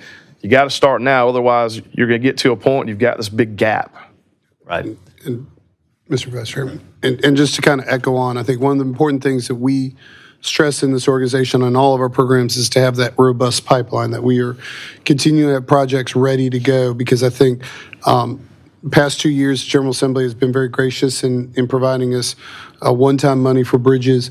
I can guarantee you when we meet about the budget in August, I'm going to be coming to y'all asking to turn in another request for $200 million in bridge money, because I was abundantly clear to the General Assembly that this doesn't solve the problem. This is just helping us address the problem. And so if we do get another situation again where the General Assembly provides another $200 million, I want us to be completely ready to respond and react from that as well. So I think it positions us for that future. And again, to Deputy Secretary Perry's point, we have to do that. And one of the challenges this year and years past, prior to some of the state's accounting challenges, we would get access to the one-time money in about September. This year, there's a proviso that we're not going to have access to the money until February. So we're going to be ready to rock and roll, but we're not going to put out projects until I know that the money's in the bank, and then we will be ready to rock and roll. So it all kind of feeds into our culture of having a pipeline to basically have the industry ready to respond. Thank you. I have one more. You mentioned 2,400 bridges that are over 60 years old. And if you're doing 80 a year, that's 36 years to replace them. Yeah, when I first started meeting with the secretary monthly when I was chief engineer for bridges, that's one of the things I tried to show them, that this is our flight path right now, that we really need to double or triple our bridge program of 50 a year to stay ahead. So I'm so fortunate the General Assembly has given us $200 million twice, but yeah, we could use $200 million for 10 years additional. And that's what I want to walk away knowing, that whoever replaces me is going to have that situation, that 3,900 of our bridges, of our 8,500 bridges, so almost half, are 60 years or older, because a bridge is kind of like a body, right? Granted, the Grace made it 70, 80 years, but most of them don't. They just don't. Well, and also I want to acknowledge your group for getting 6 or more bids. That's very encouraging to hear. That means that y'all are easy to do business with. So I want to acknowledge you and your group for that. You sound like some of the contractors we talked to. Thank you, Commissioner. Ms. Christopher. I make a motion in accordance with the Commission-approved Transportation Asset Management Plan and the 10-year plan for rebuilding South Carolina's roads and bridges. The Commission approves adding $200 million in funding provided by the General Assembly in the fiscal year 25-26 budget to the bridge program. Furthermore, the Commission concurs with the Department seeking discretionary federal grants for bridges on interstates, primary routes, and secondary routes. In accordance with federal guidelines, the Commission approves the creation of a lump sum item in the STIP that will be used for low-impact and/or closed bridges that qualify for categorical exclusion. Is there a second to the motion? Second. Any discussion? Those in favor, say aye. Aye. Those opposed, say nay. Hearing no opposition, motion 1 is approved. I call on Commissioner Christopher to read the second motion. I make a motion in accordance with Act 114 of 2007, which requires the SCDOT Commission to select projects for funding based on quantifiable factors. The Commission reaffirms the carry forward of interstate and primary bridges previously approved in 2024. In addition, the Commission approves the newly ranked deficient interstate and primary route bridge list. Further, the Commission approves immediate work to address interstate bridges that are in immediate jeopardy of being closed or load restricted. Does anyone have any questions regarding motion 2? Is there a second? Second. Any discussion? Those in favor, say aye. Aye. Hearing no opposition, motion 2 is approved. I call on Commissioner Christopher to read the third motion. I motion that in accordance with Act 114 of 2007, which requires the SCDOT Commission to select projects for funding based on quantifiable factors, the Commission reaffirms the carry forward of previously approved 2024 secondary route bridges. In addition, the Commission approves the newly ranked deficient secondary route bridge list. Does anyone have any questions regarding motion 3? Is there a second? Second. Is there any discussion? Those in favor, say aye. Aye. And opposed, say no. Hearing no opposition, motion 3 is approved. I call on Commissioner Christopher to read the fourth motion. Thank you, sir. I make a motion. The Commission approves of the continued approach by the Secretary to immediately assess closed bridges for repair and replacement should a closed bridge need to be returned to service. In these instances, a closed bridge shall be added to the bridge program without the need for ranking. Further, the Commission approves immediate work to repair and/or replace any bridges on single access roads that are in immediate jeopardy of being load restricted or closed. In these instances, the bridge shall be added to the bridge program without the need for ranking. Again, does anyone have any questions about motion 4? Is there a second? Second. Is there any discussion? Those in favor say aye. Aye. Those opposed say no. Hearing no opposition, motion 4 is approved. This concludes item 10.1. The next item of new business is item 10.2, ratification of extensions. Deputy Secretary Perry, will you also present on item 10.2? I certainly will, Vice Chair. And first, I want to thank Commissioner Christopher for what sounded like a resolution she had to read. So sorry about that. That was a lot. So since we last met, we had 7 total extensions. That's from May 7th to now. They were totaled $5.4 million. Four were pavement related. Again, one was a shoulder. One was a bridge. Again, it was emergency repair. One was drainage. It was cross-line pipe. And then the last one was a median in Darlington. So I stand ready to answer any questions you might have about the 7 extensions. Does anyone have any questions about our revisions to item 10.2? Is there a motion for approval of item 10.2, ratification of extensions? So moved. Is there a second? Second. Is there any discussion? Those in favor say aye. Aye. Those opposed say nay. Hearing no opposition, item 10.2, ratification of extensions, is approved. Thank you, Mr. Perry. I think I've got the next one too, even though it says Deputy Secretary McCautry. Okay. Item 10.3, changes to the state highway system for bridge-related matters. I'm hoping this is it for Secretary me. Perry will present on this item. Okay. So typically, Deputy Secretary McCautry handles the or Deputy Secretary Quattlebaum, since this is bridge-related and we're already talking bridges. I mentioned the engineering directives. We have 82 of them. Directive 44 talks about how to take bridges out of the system in a process. is rare. Again, most of the time we go to a local government and they don't approve us taking it out. We tried in Dorchester on S56 and they said no, it's very vital. But this one has been closed since 2022. It's a single access to a large tract of property with no home on it. There's alternate access already. So it's S781 over Branch of Peters Creek in Spartanburg. That's his.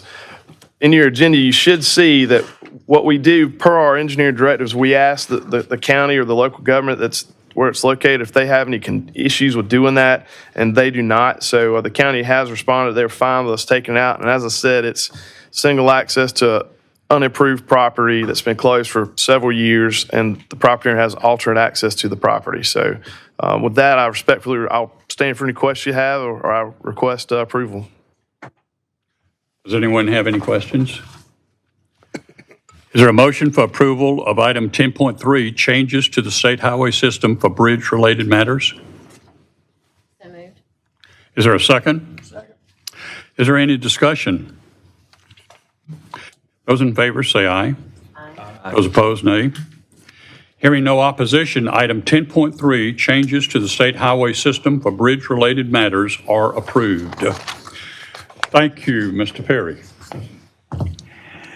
The next item of new business is item 10.4, changes to the state highway system for highway-related matters. Deputy Secretary McCautry will present this item. Good morning, Commissioners and Secretary Powell. Item 10.4, changes to the state highway system.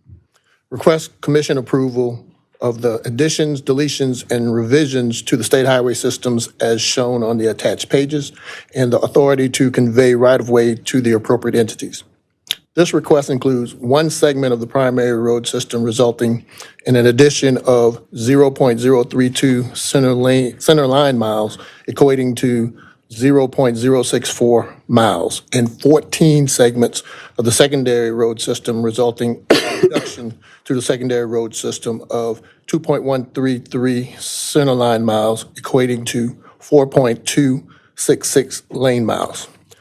Special note, the City of Charleston is requesting a partial removal of a section of King Street and will accept maintenance responsibility for this section.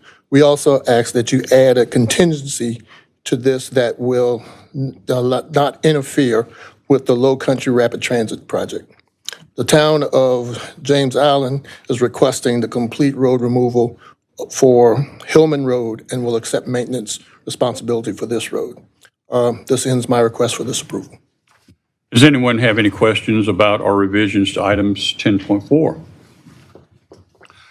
Is there a motion for approval of item 10.4, changes to the state highway system for highway-related matters? So moved. Is there a second? Second. Is there any discussion? Those in favor say aye. Aye. Those opposed, nay. Hearing no opposition, item 10.4, changes to the state highway system bridge for highway-related matters is approved. Thank you, Ms. McCautry. The next item of new business is item 10.5, approval of the State Transportation Infrastructure Bank Grant for US 278 Partner Project. Deputy Secretary McCautry will present this item. I will summarize the resolution. Today, I will be presenting a resolution to approve the June 23, 2025 decision by the South Carolina State Transportation Infrastructure Bank Board of Directors to provide financial assistance in the amount of $120 million to Beaufort County for the revised scope of the US 278 Corridor Project.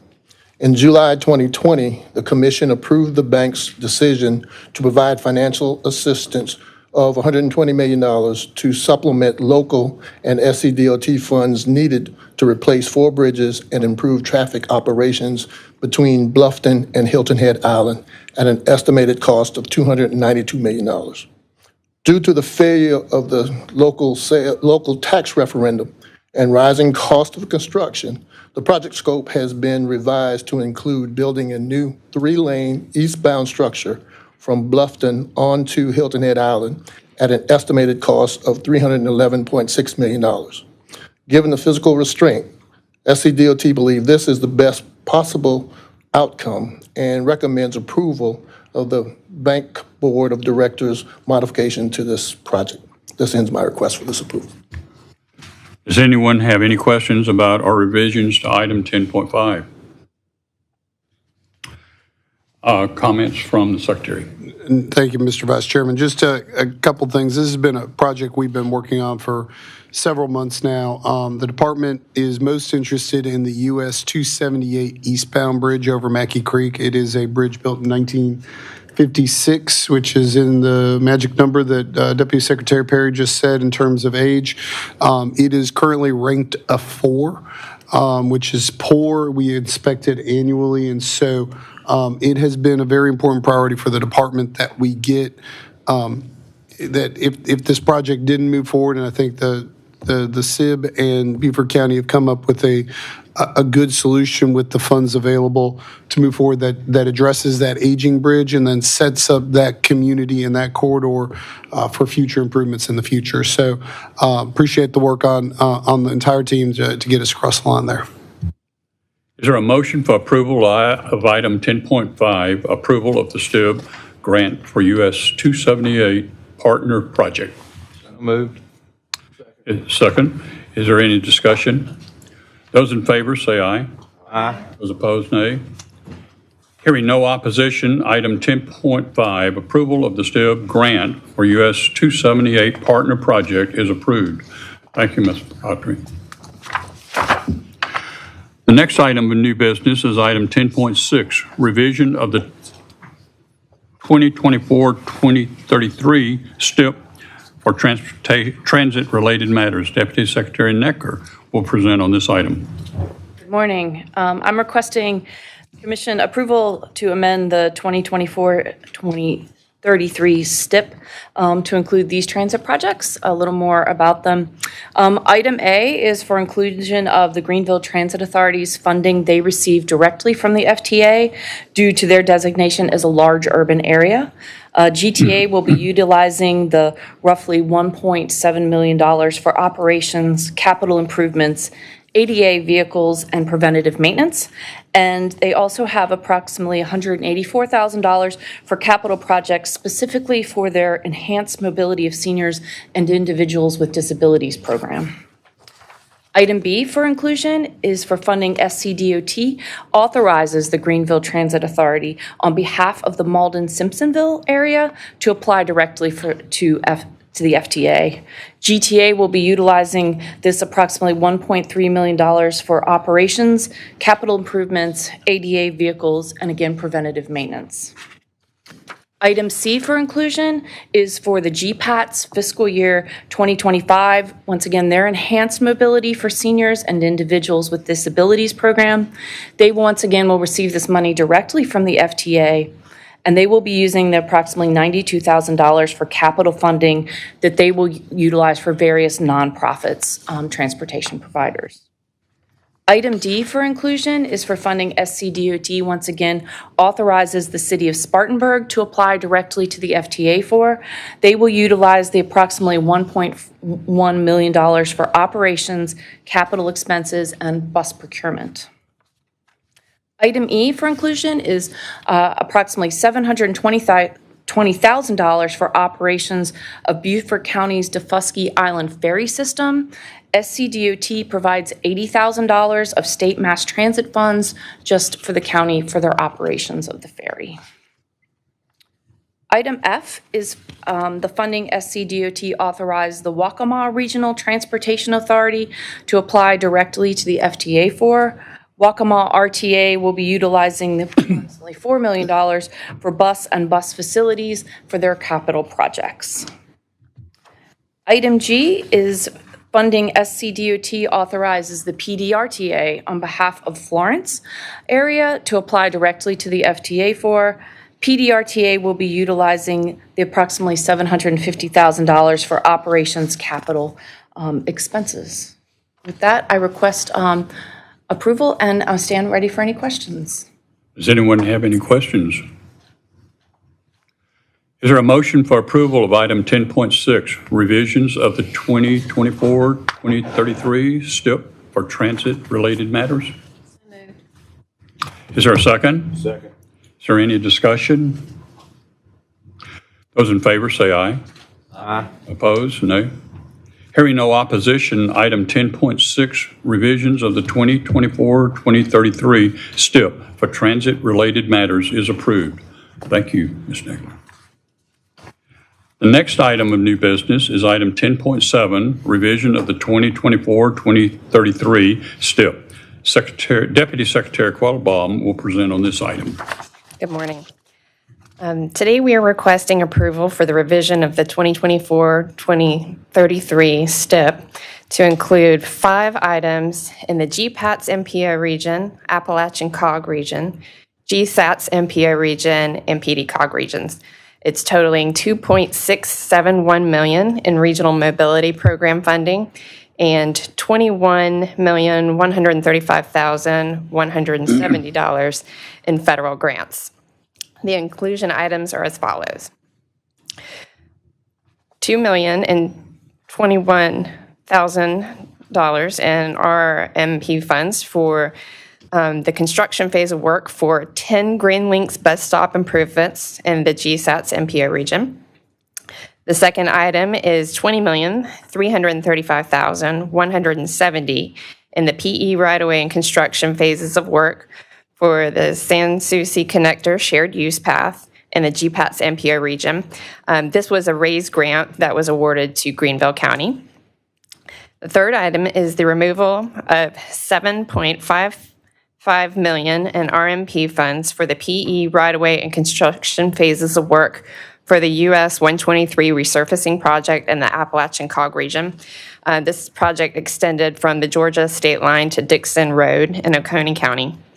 SCDOT's policy has been revised to state that the regional mobility funding should not be allocated towards maintenance projects such as standalone resurfacing projects. So this action supports that change in policy.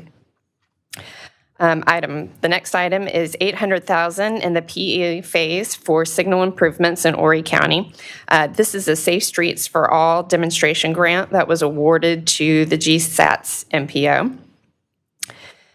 The last item is $10.9 million in regional mobility funds for the PE right-of-way and construction phases of work for the SC34 corridor improvements in the PD COG region. The project will extend from the Harleys Bridge Road to I-95 in Dillon County.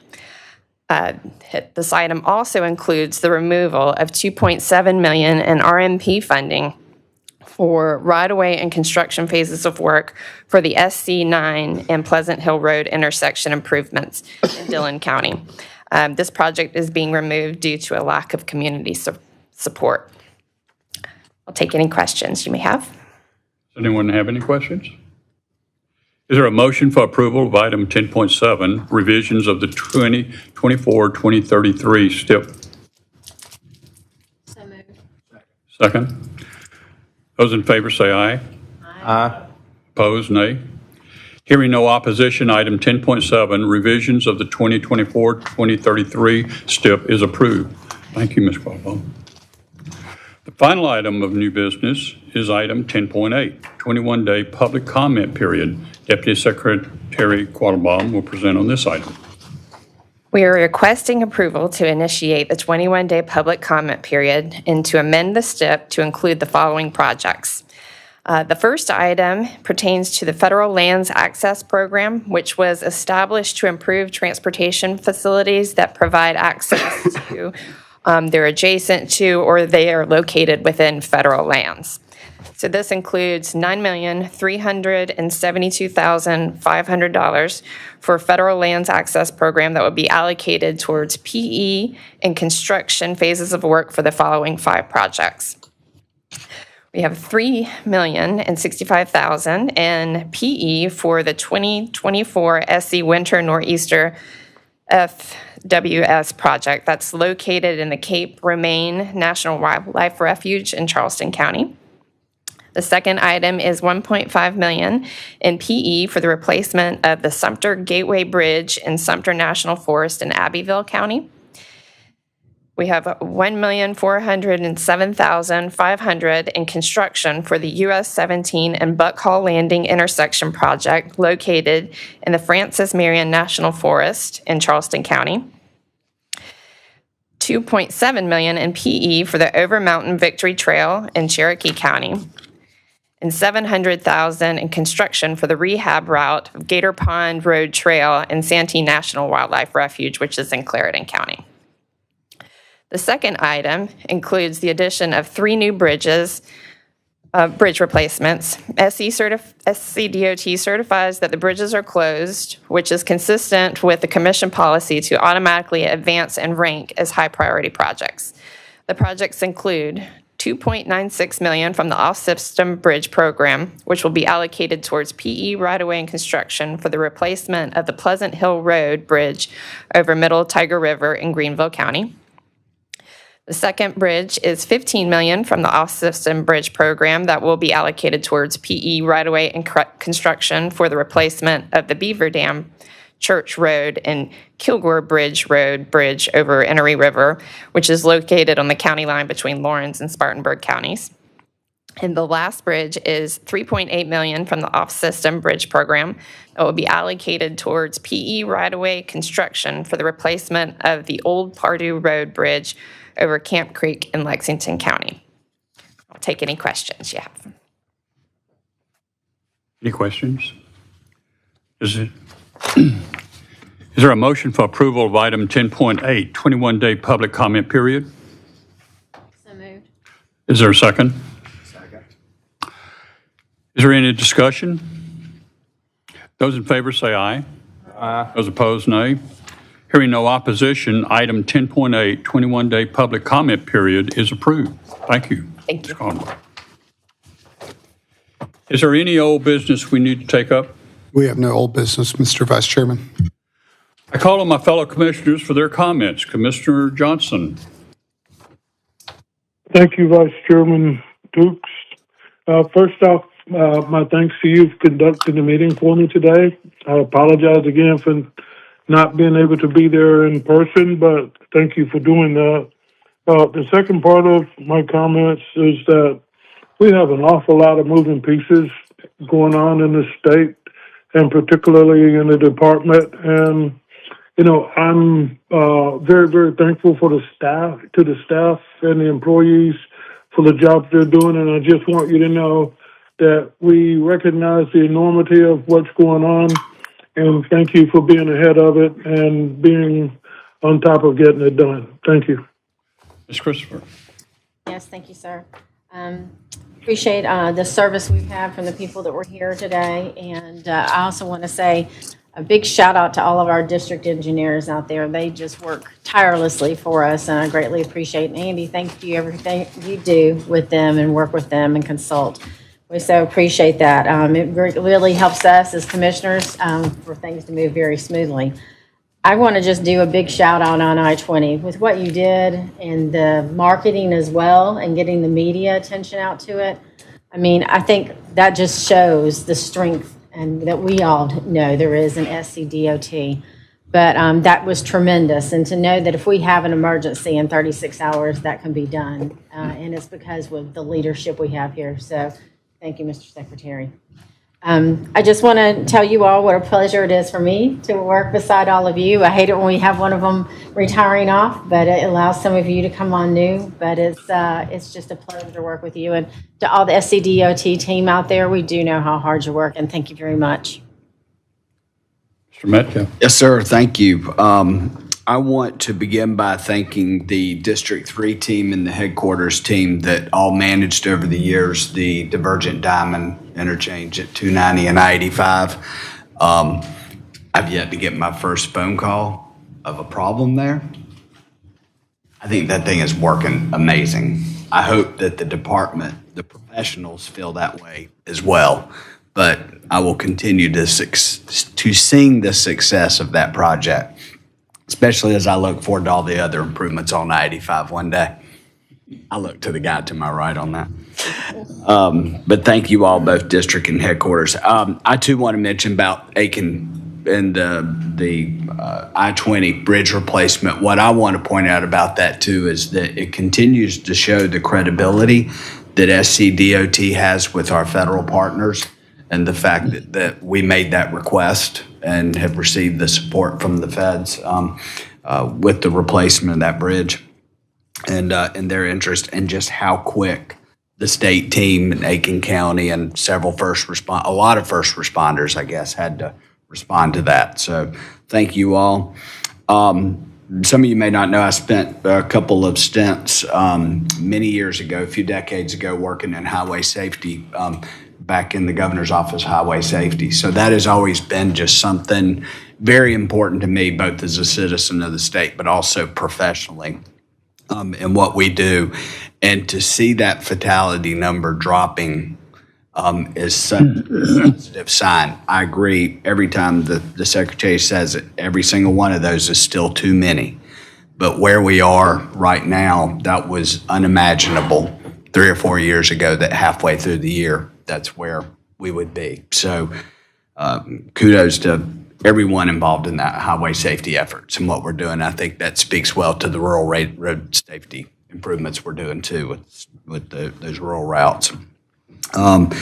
And last, I just have a question. Is I-40 in North Carolina, Tennessee completely open now? Because that has had an impact on some traffic volume in the upstate. They had a shorter term closure at the border there.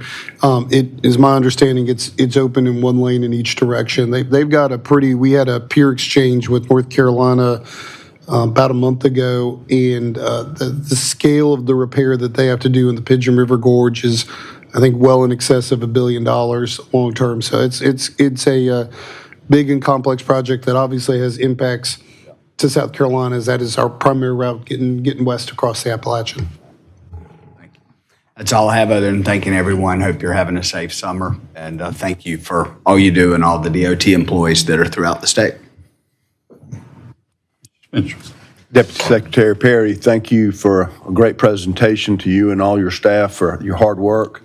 Thank y'all very much. And, our bridge task, our replacement task improvement program is very important, and the task is large. And we're grateful that y'all are working hard to improve it and replace bridges as quickly as possible and as much as the money allows, the funding.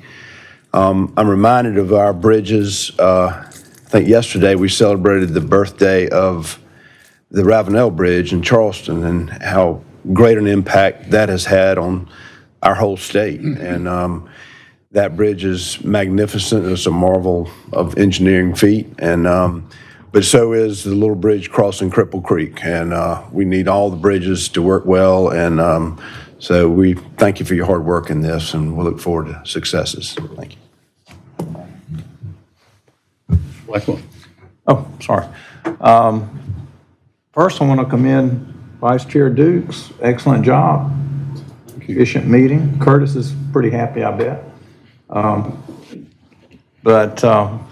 Anyway, I'm learning the system here and the staff. I've been very impressed. I'm very impressed with Secretary Powell, how he's using a lot of ingenuity. There's an issue created by SIB, which is nothing new, I'm sure, but he's trying to help an area out with his ingenuity, and they would be perplexed and just sitting there scratching their head if it wasn't for him. So I'm glad to be here. Say it another way. Mr. Vice Chair, great job today. It's an honor to be on this commission. This is day 61 for me since I was sworn in, and I've just been thoroughly impressed by the professionalism of the staff of the agency, by the leadership, and y'all's mission focus. And the governor often talks about communication, collaboration, and cooperation. And I see that here at DOT.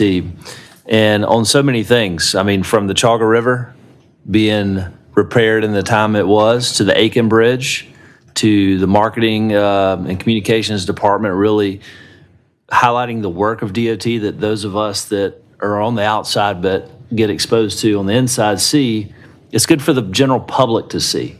And it's good for the general public to see where their tax dollars are going and how they're being managed and how they're being stewarded. And that goes to the fact that our projects are under budget, which is amazing. So it was great to participate in the South Main Street opening in the Hardin Street. That was like Representative Seth Rose said, that was a dangerous strip. I held my children's hands very tightly when we go get our hair cut on Hardin Street, and now maybe I'll still hold them, but not quite as tight. And to hear of 6 bids per project means that we're open for business. And South Carolina has always been open for business, and when the governor asked me to serve on this commission, he knew that I, as an entrepreneur, had a business background, so it's great to hear that other people want to come here and do business with this agency. So I'm very honored to be here. I want to know how we as a commission can help you make your job better, easier, faster, so that we can deliver for the citizens of this state. Thank you. Well, thank you. I just want to thank everyone for the opportunity to serve as your vice chair and the opportunity to serve today as a chair. It's very humbling. I want to also recognize the professionalism, the team effort, the spirit within this staff. And we're facing a real opportunity. And because of your hard work and everything that you've accomplished over the past years, the credibility of this department has just grown so much. And we're hearing that through this ad hoc committee. And this is going to be a tremendous opportunity this year with that committee and with the secretary and chief of staff leading, the efforts and the communication, to ensure that they have a real solid understanding of what DOT does and what it has accomplished over the years. I just think that we're going to have some wonderful opportunities to continue building upon, the efforts that each of you make. So thank you very much. And the next item 13, meeting adjourned. Okay, is there a motion to adjourn? So move. Is there a second? Second. All those in favor? Any opposed? Hearing no opposition, the meeting is adjourned at 11:08. I'm sorry, 11:08. And the audit committee will meet in 15 minutes in room 306. And the next commission meeting is September the 18th in Charleston. Thank you. Well done, sir. Yeah.